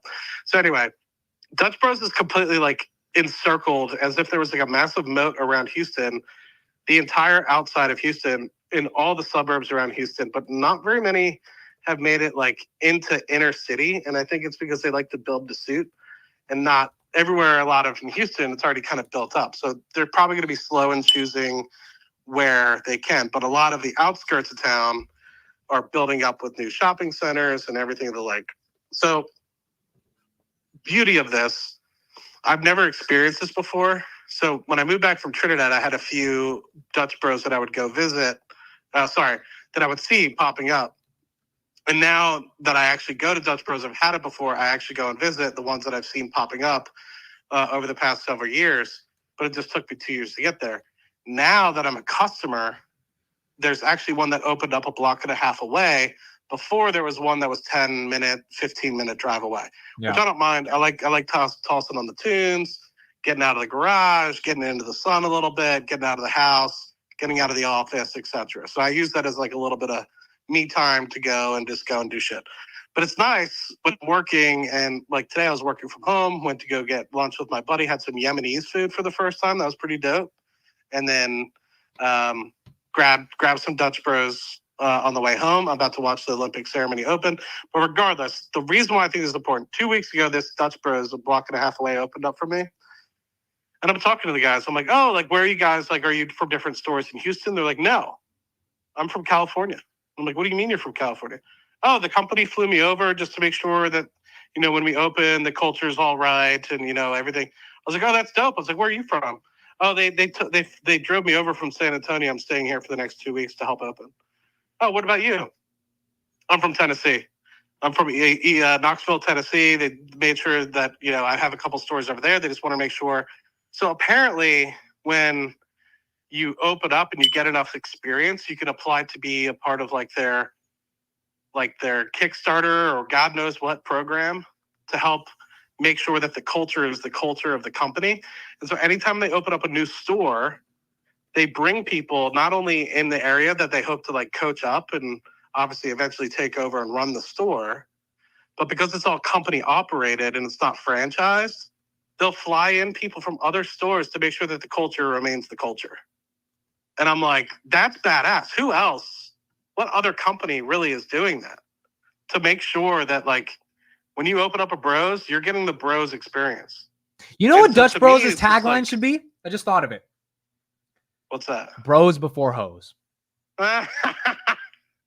See, I guess I so. need to be ahead of a Fortune 500, dude. I'm a marketing fucking genius. You're, Okay, you're, so you're almost up there with Uncle Donnie, man. Donnie knows what he's doing. there you go. So Douglas says, is it fair to say Dutch Bros are the Raising Canes of coffee? Raising Cane's coffee. I can't say that because if you put Raising Cane's in a container and you drive it home after 10 minutes and you open it, those fries are soggy, the tenders are soggy. It's not as good. You gotta eat Raising Cane's at the restaurant. This is coming from a fat man. You know, you gotta believe me. Okay, so you would rather belong Dutch Bros over Starbucks? Yeah, I mean, let's just be blunt. I mean, do you think Starbucks is going to triple from here? I think That's a genuine question. No, I think their growth has slowed down significantly, and the China exposure is also not the best. So I'm not trying to be mean. Starbucks is a great product. I drink Starbucks every day, as well. Especially if I'm because at the office we have a Starbucks licensed retailer, and they just make drip coffee, and I give them $1 or whatever, and I don't know, maybe it's $5. I really don't know. I don't really look, but I get my coffee and I go upstairs and I do work. So I mean, I drink Starbucks as well, and I like their blonde roast, and it gets me all juiced up in the morning. So I can't say it's bad, but if you think about penetration, I think a lot about penetration. I mean, I do as well. It's quite frequent, but Starbucks is over infilled in my opinion, and also with a large footprint. So what I've started to see with Starbucks is actually revert to what Dutch Bros is doing, which is strictly drive-through, very few people. Like nobody, I feel like it's less of a thing now of people going to a Starbucks for better internet and doing work. It used to be a thing, right? And maybe it's still a thing in college towns because you need somewhere to meet up and do work. But like, I don't do that anymore. I used to when I was doing college stuff and trying to meet up with people and I needed internet and stuff like that. But now I feel like it's not as it's not like a late 90s, early 2000s like it used to be. That used to be the model back when I was growing up in high school. People are like, oh, let's just go to Starbucks and hang the fuck out. It's like, no, I don't think people do that much anymore. You know, they'll grab their Starbies through drive-through and they'll go do something else. So they're sitting on a bunch of excess real estate paying too much rent in a lot of these Starbucks locations. And a lot of the new Starbucks are really trying to shrink and be exactly what Dutch Bros is doing. The Starbucks that just opened up near my house, they have that. There's no sitting location. Yeah. They might have like 2 tables outside, but there's no indoor location for you to sit. Is Dutch Bros cheaper than Starbucks? Good question. You can't get like a normal cup of coffee at Dutch Bros. It's always like some sort of latte or some sort of like combo espresso sort of thing. So I think it's pretty comparable in that respect. But if you were to say just regular coffee to coffee, then Starbucks would be cheaper because they charge you like $2 or something for a cup of coffee versus anything more upscale is like $4 or $5, which is what Dutch Bros would charge. I think it makes sense. What is it a big part of your portfolio, or it's a kind of a small bet? It's what is it? I mean, you know my portfolio, so it might be like a 2% position. It's pretty small. Okay. So, but I don't invest in many individual stocks anymore. So. Yeah. You're more index. Have you heard my grinder thesis at all? Is this the one you were talking about like 2 or 3 days ago? It was on the last market close with Steve. Has it evolved yesterday? Since it was yesterday? No, I tried the app. It was an interesting experience. I have not heard this. I haven't heard this. So I know you were like, you were having fun with it because you were talking about Match.com and stuff like that. But I haven't actually heard of you actually opening and. I went on the app and I tried to see what the user experience is like. I tried to like just see if I was this type of user, what would it look like? And I mean. No, I'm just saying, like the app is cool. It's fine. I do think it's a bit buggy. They have to have more, like the ads are a little bit annoying. Like they gotta get out some of the kinks, on the app, literally. But do you think there's a thesis? Sorry to interject. That's really surprising considering they've been around longer than Tinder and Bumble, right? Haven't they? Yeah, but that's why they got hurt the past couple of years in their stock. It's like the app kind of sucked. I'm not gonna lie. And so they put out a lot of updates over the past, like, really 3 months, which is why the stock has gone up to make the user experience. But it's the only app for gay people to, like, it's just, people aren't going to Tinder. So my broader point is, do you think there's a niche for gay dating that could become very big as a $2 billion market cap right now on Grindr? $2 billion market. I mean, do you think in 10 years... What do the financials look like? They're going to be profitable probably next quarter or the quarter after that. They're like 30 million away from profitability. They're doing 300 million a year. In revenue, 350, 2 billion market cap. They're up 40% year to date because they're growing 35% year over year. I don't know. I mean, the financials aren't amazing. They do have more debt, but I'm just thinking, if this is a monopoly on gay dating, is there an argument? Yeah, I think there could be. I'm just throwing out a number. So for me, just thinking about it, that would mean the terminal net income of something like a Grindr would have to be 100 to 150 million for it to be worth $2 billion. Yeah, which is why I think it's overvalued right now. Correct. Overvalued for right now, yes. But I'm thinking in the long term, like I easily think that sort of market, especially globally. Yes. Especially if you can have a safe way, because I'll just be honest, you've traveled a little bit as well. A lot of countries aren't as free as America when it comes to sexuality Like Europe is okay, but like think about going to South America, Africa, and some of these other, like if you could have a secret way to be able to do that, there's a large opening in a large market. I could easily see $500 million in net income from a company like that that's able to actually harness it. And in that respect, that would easily warrant a closer to a $10 billion company. So 5x from here. And I listened to the earnings. Yeah, I agree with that. I listened to the earnings call last week. I really like the CEO. I think they're no bullshit people. I didn't get like meme stock scammy vibes. The analysts also really respect them. I mean, they actually are treating them like a real company. I just like it at $8 or $9, not at 11. But I don't know if it gets back there. So sell some puts, man. What's the stock price now? 16, 17, I think. No, it's 11. But there's not really 11? That much volume. So the volatility is also I can't wheel it. It's not. There's not enough premiums. I'll tell you one thing that I did wheel, which I'm kind of scared, but it's super far out of the money, is MicroStrategy. Whoa. Why'd you do that? Just because the premiums, man, they're just a little juicy juice. And so I went down to like 1 delta on the put side, and it was still paying like $2. So I forget what it was. It was like the August 2nd or August 9th, like $800 or $1,000 put. So like we're talking a week, 2 weeks away. And we're talking the halving of the stock price. Bitcoin pretty much would have to have, right, in the next 2 weeks. And they were willing to pay me like $2 or something like that. And I was like, well, I'm not going to let that walk away for free. But you think about it, like the risk to reward, right, of that is a really shitty outcome. Like if it actually does happen. Well, wait, what's the strike? What does it have to go to for you to get assigned? I think I did the August 9th $1,000 put or something like I that. don't think it's going to 1,000 again. Exactly. Oh, yeah. But look, they'd be willing to pay you like $2 or something. I think I got $2 for it. That's not bad. So I'm like, so you're getting $200 and it has to go down like pretty much 40% from where it's at today in 2 weeks. In worst case, you I'm own like, some exposure to Bitcoin, some leveraged exposure to Bitcoin. Yeah, exactly. Like worst case, I could roll that, I'm sure, and probably be okay. Yeah. But anyway, it's a small one. I only did like 1 or 2 contracts. So. All right. Any last thing for you? Any like stocks that are on your radar that you've been interested in at all, but no position in that you're thinking of? Yes. Actually, it's an old Palantir SPAC.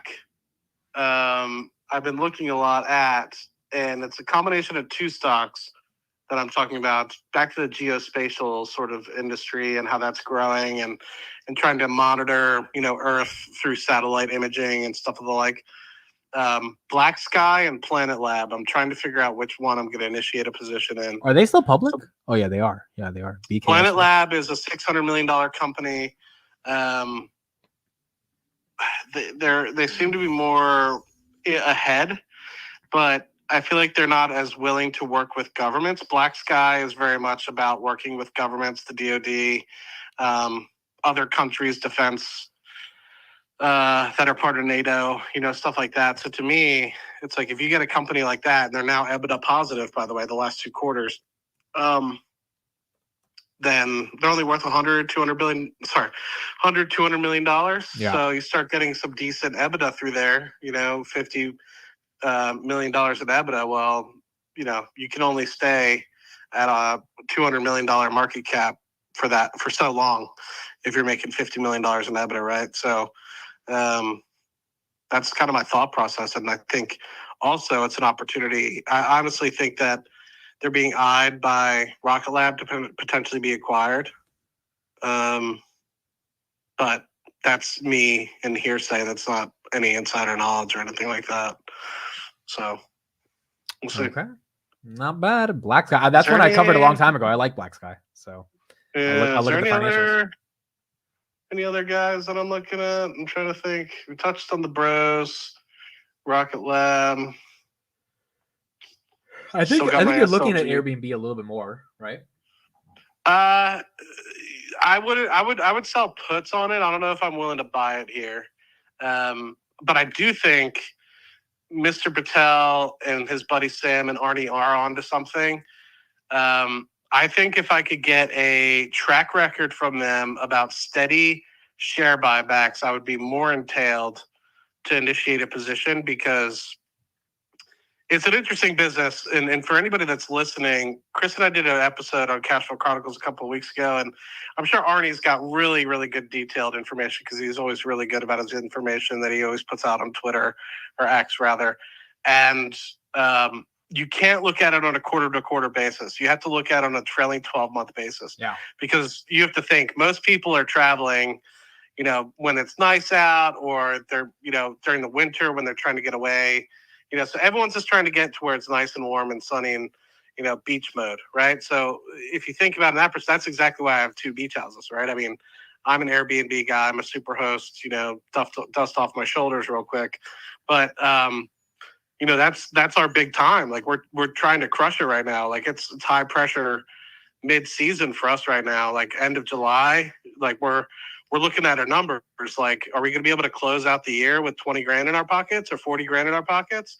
Because throughout the winter time, we're on coast mode. We're not bringing in, $5,000, $10,000 a month like we are during the summer. So we're literally just sitting like hoping we get a weekend. Like if we get a weekend in December, we're fucking ecstatic, because normally we're just going to be paying $3,800 on a mortgage for that house. And nobody's going to be staying there all of December at the moment. So we're literally sitting there like, cool, we got somebody to pay us $800. So now we don't have to worry about finding another $3,000. But you have to think, like, by the end of October, or at least this is what I was telling my sister on the new place that we got. I'm like, if we have 25 grand in the bank by the end of October, I'm happy. And she's like, why 25? I was like, well, then you have November, December, January, February, and March paid off. And I'm saying like a $5,000 run rate with electricity and all that other stuff you have to worry about. So I'm like, then you can get all the way to March and hopefully you start getting some spring, people trickling in, and hopefully you get 1 or 2 weekends a month of people just wanting to get out, and that'll help add to your pile. But it's interesting. But Airbnb, the company, works the same exact way, right? Where they're capturing all this money, except in the opposite direction. They're capturing all this money in the fourth quarter, their first quarter, and because they literally get all these signups and they take all the money up front, and then they don't have any cash coming in the summertime because Right. it's already been brought in December, January, March, April. And so it's interesting. So I have a question for you. What is the monthly return you're getting on Airbnb from the upfront investment? From the upfront, we don't get paid out until the person stays there. But I'm saying, like, if you have to do rough math, like, are you making 4% a month on Airbnb, 5% a month? I don't have a full year of the second house yet because we just closed on it in May, but that one is absolutely killing it. Because my question wouldn't here be is, surprised. would you rather not have that money kind of like in the stock market wheeling options, or it's like it's better, you think, to be in a hard asset like Airbnb? It really depends, man. So to me, the way I look at these things is future banks. It's going to be more work on a day-to-day basis. Yeah. Than say the stock market. You can sit on a couch and versus, I'm making a lot of more phone calls, talking to the co-hosts and my sister, my other business partner, trying to figure out what the hell's going on with the cleaner. Why didn't the cleaner show up, etc. Small things like that. Or why is there no propane? I thought we bought new propane. People love to steal our paper towels for some reason. So we don't lock them up at the one house. I've been trying to get us a little nook so that we could lock them up, but people love stealing paper towels.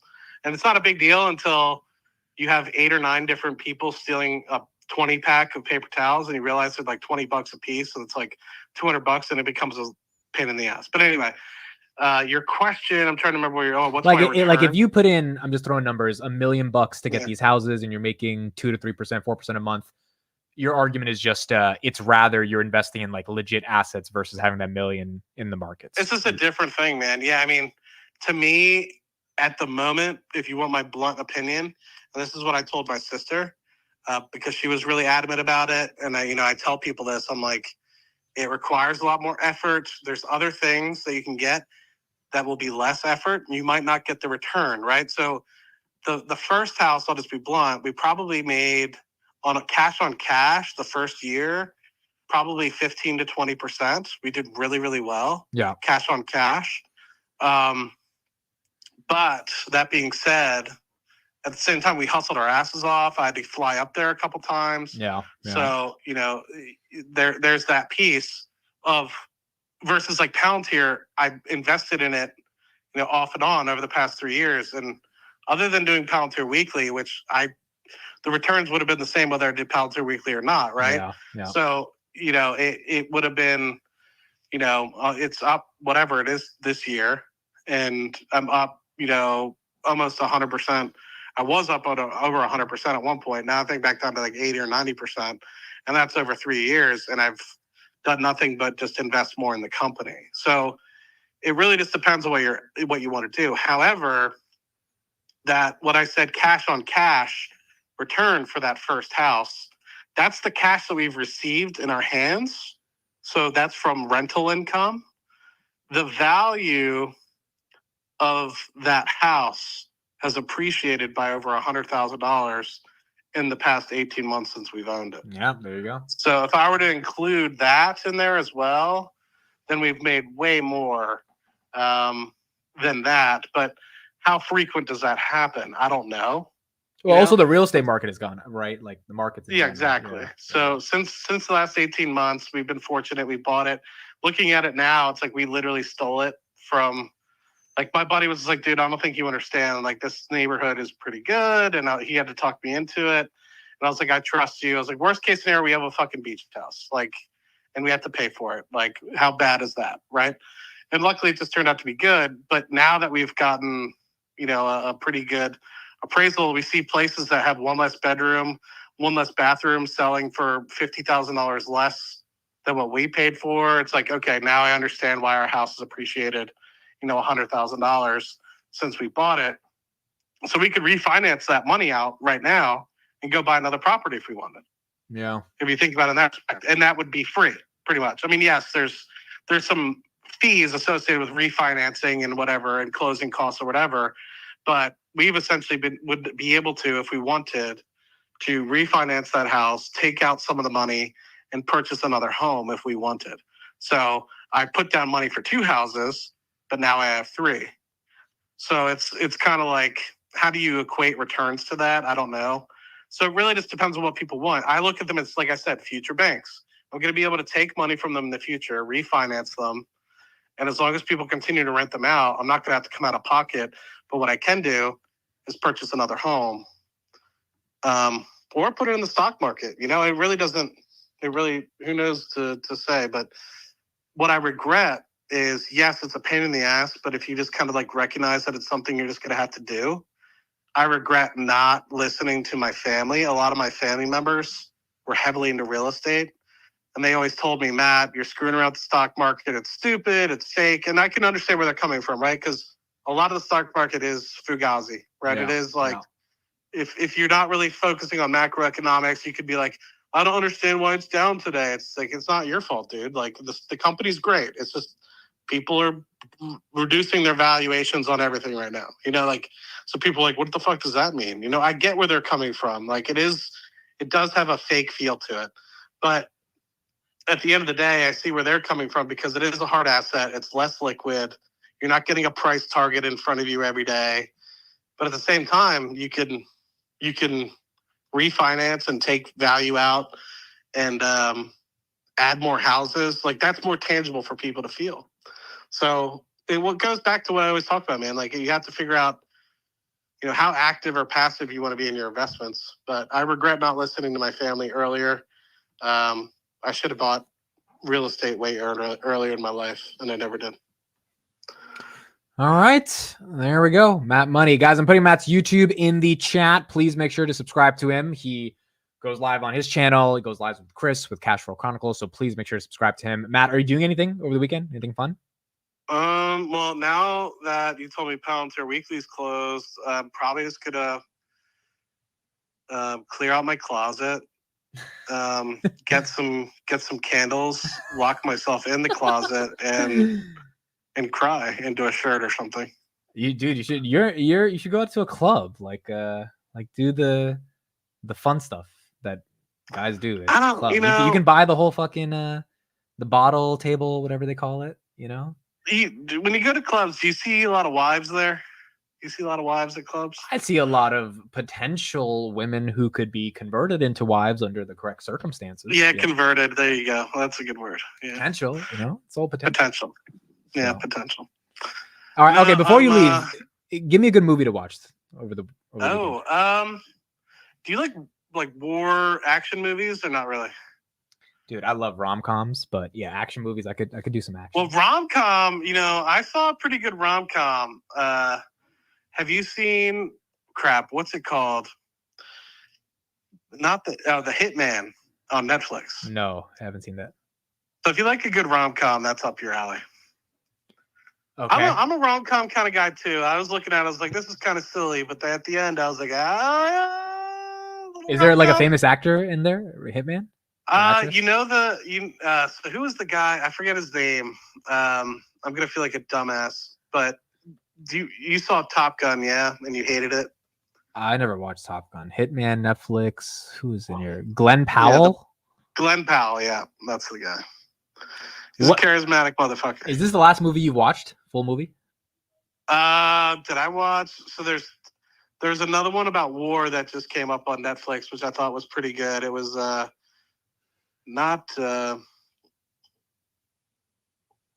forget what it was called, but yeah, that was pretty good too. All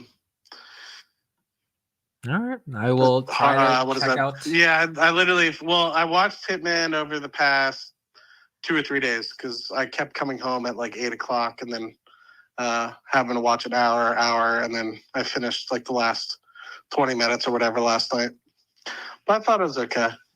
Not great, but if you're literally just trying to kill time, that's a good one for you. I was not expecting much, but I was pleasantly surprised. All right. Sounds good. Thank you, Matt Money. We'll have you on probably in the next coming weeks. And we got Palantir earnings in 2 weeks. Yeah, it'll be fun. It'll be fun. Hopefully get a nice little spike to 30. Yeah, hopefully. Make you feel good. All right. Have a good one. Thank you, man. Talk to you later. Rock, man. Talk to you soon. Bye. Guys, I need a real movie to watch, dude. Every time I try to watch a movie, it just turns into TikTok, man. I don't know what to say. It's hard to watch a really good movie. All the movies suck. They're just not as good. I did actually try to watch Rounders last week. I turned it on, and it's a good movie. I love Rounders. I got kind of bored after 20 minutes. And then I came back to it and I got bored again. Then I left. It's hard.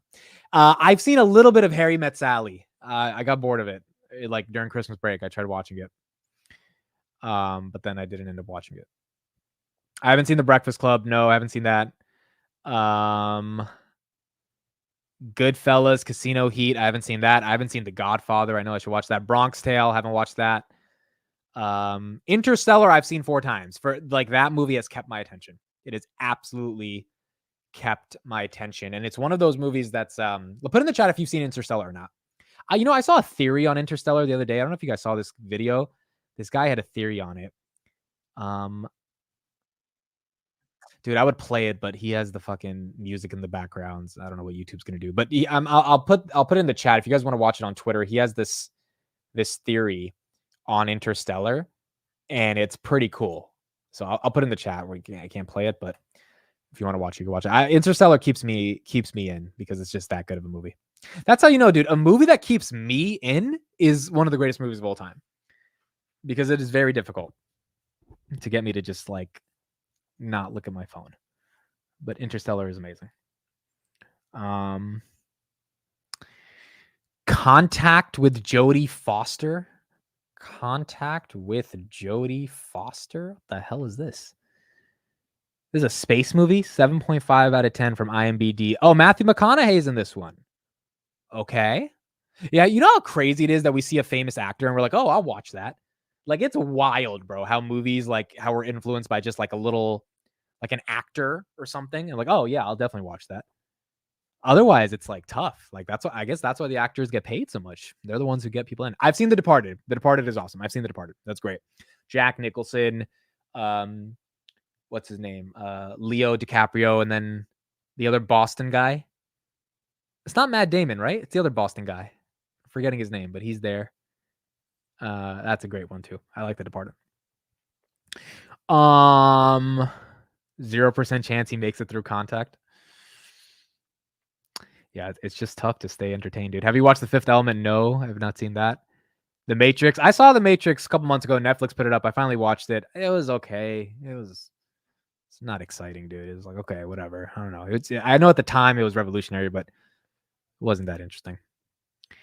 It was Matt Damon? Okay. Oh, Mark Wahlberg. Yes, Mark Wahlberg. Contact, written by Carl Sagan. If you like the science behind Interstellar, Contact is actual science and philosophy. I still have to watch Karp's film, 36 Chambers of Shaolin. I still have to watch that, dude. It's just hard, guys. I try to get into the movie and I just I cannot. I'm going to look at my screen time right now on my phone. I'm going to pull that up because I haven't seen it in a while. I think every Sunday, though, they give me the notification. I just ignore it. We don't need to worry about that right now. Yeah, dude, you guys are going to look at this shit and be like, what the fuck? This is so daily average. You guys want to guess daily average? Daily average is 12 hours and 41 minutes on my phone, dude. There's only 24 hours in a day. How is this possible, bro? How the fuck is this possible? What the fuck? And then Twitter is 1 hour, 29 minutes. YouTube's 51 minutes. Oh, that's only on today, though. On average. Yeah, it's basically the average. Yeah, I'm on my phone, man. It's tough to get away from it for a movie. I never liked Margin Call, dude. I didn't like Margin Call. You know what I want? I want to watch The Big Short again. I actually liked that movie. That movie was good. Margin Call, I didn't like. I didn't like Margin Call. It wasn't that interesting. Wasn't that interesting? 12 hours though, bro. 12 fucking hours. 11 of those hours he's chatting it up with women. No, it's not that. I don't text any girls, dude. I don't really like text girls. I'm on Twitter all day. That's it. My phone is Twitter and YouTube and then Robinhood. That's pretty much it. That is my life at this point. At 26 years old. No wonder you never have any battery. Yeah, exactly. Well, now I got the new battery phone case. You know what I realized about getting the battery phone case, dude? I didn't realize this when I got the battery phone case. I've seen Wolf of Wall Street. I've seen it a bunch of times. I love that one. You have to charge the battery phone case. And now every day I wake up and I'm like, my phone's not charged. The stupid battery case isn't charged. And so I'm just like, well, what the fuck was the point of getting this battery phone charger case if that's not even charged? Because now what's going to charge my phone? So it's just created an additional level of stress at this point. Even though it's good. Like when I went to New York the other day, I was happy I had that just in case I ran out of battery, but it was not good. It's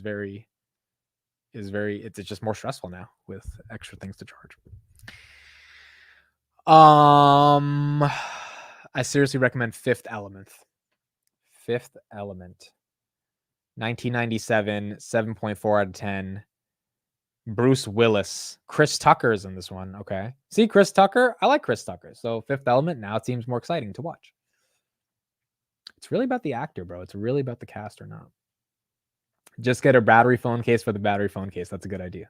That's good. I've seen Wall Street. I like Wall Street. You know what I haven't seen? Fucking, they made fun of me on Twitter about this. Fucking Amir tagged me in this shit today. He had to remind everybody, unfortunately. I have not seen Lord of the Rings. Ever. None of them. And he said, just a reminder that Amit has not watched Lord of the Rings. And I said, thank you. I can watch other stuff. And Ileana said, send back the merch. Dude, I just like Lord of the Rings, bro. I know I like Palantir and stuff, but like, dude, that takes time. Like 8 hours of Lord of the Rings, bro. That's a lot of energy, bro. I don't like all that medieval shit. That's why I never liked, what's his name? The show about killing people with swords. Game of Thrones. I tried to watch it. You know, I remember when I was in California with my ex, and we were at summer camp together because we were like both working at that camp. And she was like, let's watch Game of Thrones. And we turned it on, dude. I fell asleep so quickly. I see this medieval fucking like dungeon, and I'm just like, I couldn't even kind of be entertained. And then she finished the whole thing. Like for the next 6 months, I just couldn't watch it. I was like, this is stupid, dude. I would be on YouTube while she was watching it, and I was, you know what I was on in 2018? That was 2018. I was on a Jordan Peterson kick. I was consuming a ton of like philosophical lectures and shit. So I would rather listen to Jordan Peterson, which I don't watch anymore, but like during that time I was really interested in, versus Game of Thrones. It was not, I just couldn't get into it. You'll like War Games. I've seen Office Space. I actually watched that in 2022. It was on Amazon Prime. I watched it. Also doesn't Game of Thrones have too much nudity? Like that's not appropriate, right? That's not something, that's just not like, if I wanted nudity, there's plenty of other movies and websites for that. So I don't know if that's worth much. Palantir 2717 after hours. Do we have any after hour movement? SoFi's flat. SPY is flattish. Bitcoin is green, 68. We got Trump tomorrow. Hopefully pumps up our Bitcoin. And Robinhood 2118 after hours as well. That's down. Bitcoin 67.982. Interesting. Palantir 2716. Grinders. Why is Grinder down 5% after hours? Holy crap. Dude, every time I feel like someone's watching my stream when I'm talking about Grinder and they're trading it based on what I say. And I guess today when I was talking to Matt, we were a little bearish on it. So someone sold. Remember, last week someone bought it. It was up 2% on Friday after hours. I really feel someone's trading this shit based on what I'm talking about, dude. Because no one's talking about this except me. Someone's in the streams and they're just fucking day trading this shit. It's finally below 11 though. It's at 1085. We haven't had 1080. We haven't seen $10 in so long on Grinder. $9 I'm in, bro. $9 I'm in. I'm in. Get it to $9. I'm in. Okay, Sex Life is a great show. Yes, there is some nudity in Sex Life, but there is more emotional pain in Sex Life because she's cheating on him. Sorry if I ruined it for everyone, but like you find that out in the first episode, like she's cheating on him. So the cheating that the woman is engaging in is more of the narrative that you watch Sex Life for over the actual like sexual scenes. Sex Life is good. I love that show. I think it's a great show. I think people should watch it. It's a good show. Pulp Fiction. I've seen Pulp Fiction. Not a fan. It's whatever. People say it's like one of the greatest movies of all time. They say it's what's his name? The guy who made it. Dude, you guys are about to get mad at me. I was about to say Al Pacino. What's the guy? Steven Spielberg?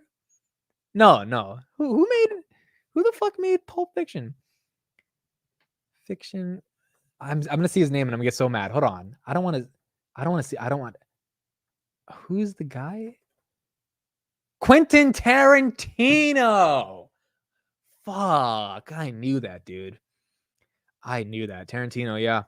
Yeah, the thing about Tarantino is his run of 10 movies, I don't think any of them are that good. Kill Bill, not that amazing. Django Unchained, that's better. Pulp Fiction, whatever. Reservoir Dogs, Once Upon a Time is the worst movie of all time. This is, for the cast they have, this is the worst movie of all time. Once Upon a Time in Hollywood. This is the stupidest movie ever. Like, I don't even think that's a controversial take. Hateful Eight, whatever. I think he has one film left, right? He has one film left before he has to retire. That one film, I hope he does something to save his legacy, because if I had to rate out of all 9 of them, I would say Pulp Fiction is top, but the rest are not like that. I really think there's some overhype. Like, people just buy into Tarantino for whatever reason, but it's like if you give me Tarantino or Christopher Nolan, unequivocally, there is not a debate. Like, I do not want to hear an argument for Tarantino over Nolan. And I think everyone in the chat would agree with that. There is simply not an argument for Reservoir Dogs, The Hateful Eight, Django Unchained, and Pulp Fiction and Kill Bill over Inception, Interstellar, The Dark Knight. Like, are you kidding me? Like, these are those 3 alone. I know there's a bunch of other ones, 10 cent or whatever, Tenant, whatever it's called, and then a few more. But those 3 alone, they beat everything. Yes, you can compare them. They're movie directors. Of course you can compare them. You have to compare them. Tarantino to Nolan is not even a discussion, dude. Tarantino to Nolan is not even Christopher Nolan. I'm sure I'm forgetting some other ones. I think he did all the Batman ones, right? Yeah, he did all the Batman ones. Dunkirk, The Dark Knight Rises, so that I'll put The Dark Knight Rises up there. Batman Begins. Oppenheimer. Okay, Oppenheimer was trash. I'm not going to lie. To be objective, Oppenheimer was fucking horrible. It was one of the worst movies of all time. They didn't even show when the nuclear explosion. Like, have you guys seen the YouTube simulation videos of the nuclear bomb going off in Hiroshima and Nagasaki? Because I saw those 10 years ago, right? Because I was curious, like, what did it feel like? They didn't even show what happened when it went off. They just went to like a press conference, and it was like, dude, like, you got to show like the pain. You got to show like the simulation of hundreds of thousands of people getting killed at that moment. Like, that's the whole the gravity of the situation. They didn't even show that, and it was so long, bro. Like, Wolf of Wall Street was long, but the scenes were worth it, even if there were some sleeper scenes. Oppenheimer was just like, I legit almost fell asleep I went to the movie theater for the first time in 4 years. Joker was the last film I saw in 2019 in the theaters. But Oppenheimer was like the first time I finally got back into the theaters, and it sucked. It was horrible. Okay, Scorsese is up there. So Martin Scorsese films. Let's see what he has. I still don't think he beats Nolan, but let's see. So Scorsese has Shutter's Island. That was okay. I wouldn't even put that anywhere near like top 100 films of all time. He did Wolf of Wall Street? Okay, so I think that's his best one. Irishman was stupid. This one was boring as well. They put it out in 2019. That was dumb. That was dumb. I think they put it out during COVID because everyone was bored. That was bad. Goodfellas. Okay, I'll put that one up there. Goodfellas and Wolf of Wall Street. You got 2. Aviator. No, I won't put that up there. The Departed. All right, we'll put up The Departed. So I would say Scorsese's better than Tarantino then after fucking after Nolan. Casino's up there, well, yes, but Nolan is the GOAT. I mean, it is just like not even. I just don't think it's a question, dude. I just like Nolan has put up the results. He's put up the result. Interstellar and Inception alone, and The Dark Knight. I mean, those three. There's just like it's GG, dude. It's like it's it. That's it. Oppenheimer sucked, but a lot of other people liked it, so I guess we'll put it up there. It wasn't the best for me, but I think those win. Kill Bill, I saw a little bit of it. It was interesting, but it didn't keep me engaged, dude. Kill Bill is not like so amazing. So I don't know why people. And then he made Kill Bill 2. I don't know why he had to make a second one. Joker was kind of cool. Joker was cool. Actually, I remember Joker. So 2019, I went to see Joker with two girls. All three of us went to go watch the Joker together. It was very interesting because one of them kind of wanted me to like put my arm around her. The other one, it was a very interesting situation. That was senior year October. That was a fun movie date. But I explicitly remember that because that was the like last time I went with my friends to a movie theater. And the Joker was fun, and it was a scary movie. So girl gets scared, kind of puts her face in your shoulder, because she gets scared. So that was a fun one. But I didn't love the Joker over the Dark Knight. And the Joker 2, the new one that's coming out, whenever it does, I'm sure it'll be fine. What's his name? Joaquin. I forgot his last name. That guy's awesome, but he's not that. He's not Dark Knight material to me, dude. He's good, but he's not amazing. He's not amazing. Joaquin Phoenix, that's his name. Joaquin Phoenix. Like, I like Joker. I just didn't like, I wouldn't watch it again. Like, would anyone watch a Joker again? No, but you would watch The Dark Knight like 30 times and you can't get bored of it because it has enough action there. The Joker is tough to watch all the time. It's not that interesting. But the second one, I'm curious what the second one's going to be and how they frame it. I do think they've been elongating this Joker kind of Batman narrative for like almost 2 decades now. So I wonder when it's going to get old, but they've been playing it out for a long time. Thank you for the $2 super chat. Watch The Sopranos. That's a TV show, right? The Sopranos, American drama series. I've been looking for a new show to get into after Dawson's Creek. Nothing has really lived up to Dawson's Creek, so I wouldn't mind checking out The Sopranos. I wouldn't mind. How many seasons? 6 seasons, 1999. 9.2 out of 10. Wow. Is it really worth going down the Sopranos rabbit hole? Is it really worth it? James Gandolfini. Okay, that's the main guy. The Sopranos. I would have to get HBO Max too. I don't have HBO Max. I have to get that. All right, maybe that's my next show after Dawson's Creek. Dawson's Creek has a very high threshold to live up to. It's not easy. But let's see if that one does its thing. If you guys haven't watched Dawson's Creek, you have to watch Dawson's Creek. You just have to. Okay, I think that's it for me, and we'll get out of here. I still have to upload a Daily Palantir episode. I haven't uploaded one this week. I recorded one before the show, so I'm gonna upload it in like an hour. Yeah, that's it. We're not gonna have Palantir Weekly. I'll pretty much talk about everything that we would have talked about in Palantir Weekly in Daily Palantir. And then tomorrow I'll be streaming this Trump thing whenever he talks about Bitcoin. That's going to be very important. Very, very important when he talks about Bitcoin. The hats will be sent out whenever Iliano sends it, Benny. I don't have an exact due date on that, but I would imagine like the next month you will see the hat and it'll be there. But this weekend's important for Bitcoin. This weekend's important for Bitcoin. Lee says you've got 7 more hours of phone time. The time I'm not on my phone? The time I'm not on my phone is literally during these streams. Like in the morning and in the close, I spend the least amount of time on my phone because I'm with you guys. So you guys keep me away from my phone. But without it, I'm just like, without it, it's 24/7. Yesterday I was working out I was like doing these sets of like bicep curls and lateral stuff with the weights, and like every 3 sets I would take a minute and just go back to my phone and like respond to stuff, and then I would come back. So like literally in between my workout, dude, I was keeping up. It's just what you got to do, dude. It's content creation. It's what you got to do. One screen to the next. How healthy? Yes, exactly. It is what it is. Saylor went on today. Yeah. Oh, I got to show you guys this one clip. So Saylor apparently today said he gave a base case for Bitcoin for 2045. And I think you guys will enjoy it. So we'll end on this. And then tomorrow we'll see what Trump says about Bitcoin. But what's happening? Here's my macro Bitcoin forecast. It's 21 years. Goes out to the year 2045.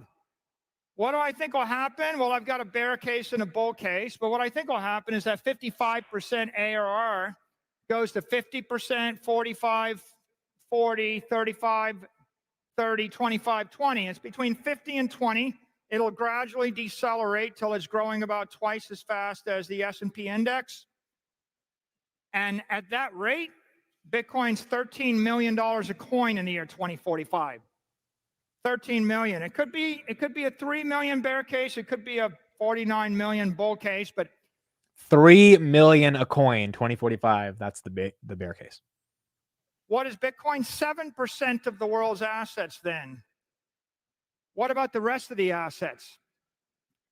Well, I actually think that AIs and technology are going to revolutionize tech. We had no companies worth $1 trillion, then we had a bunch of $1 trillion companies.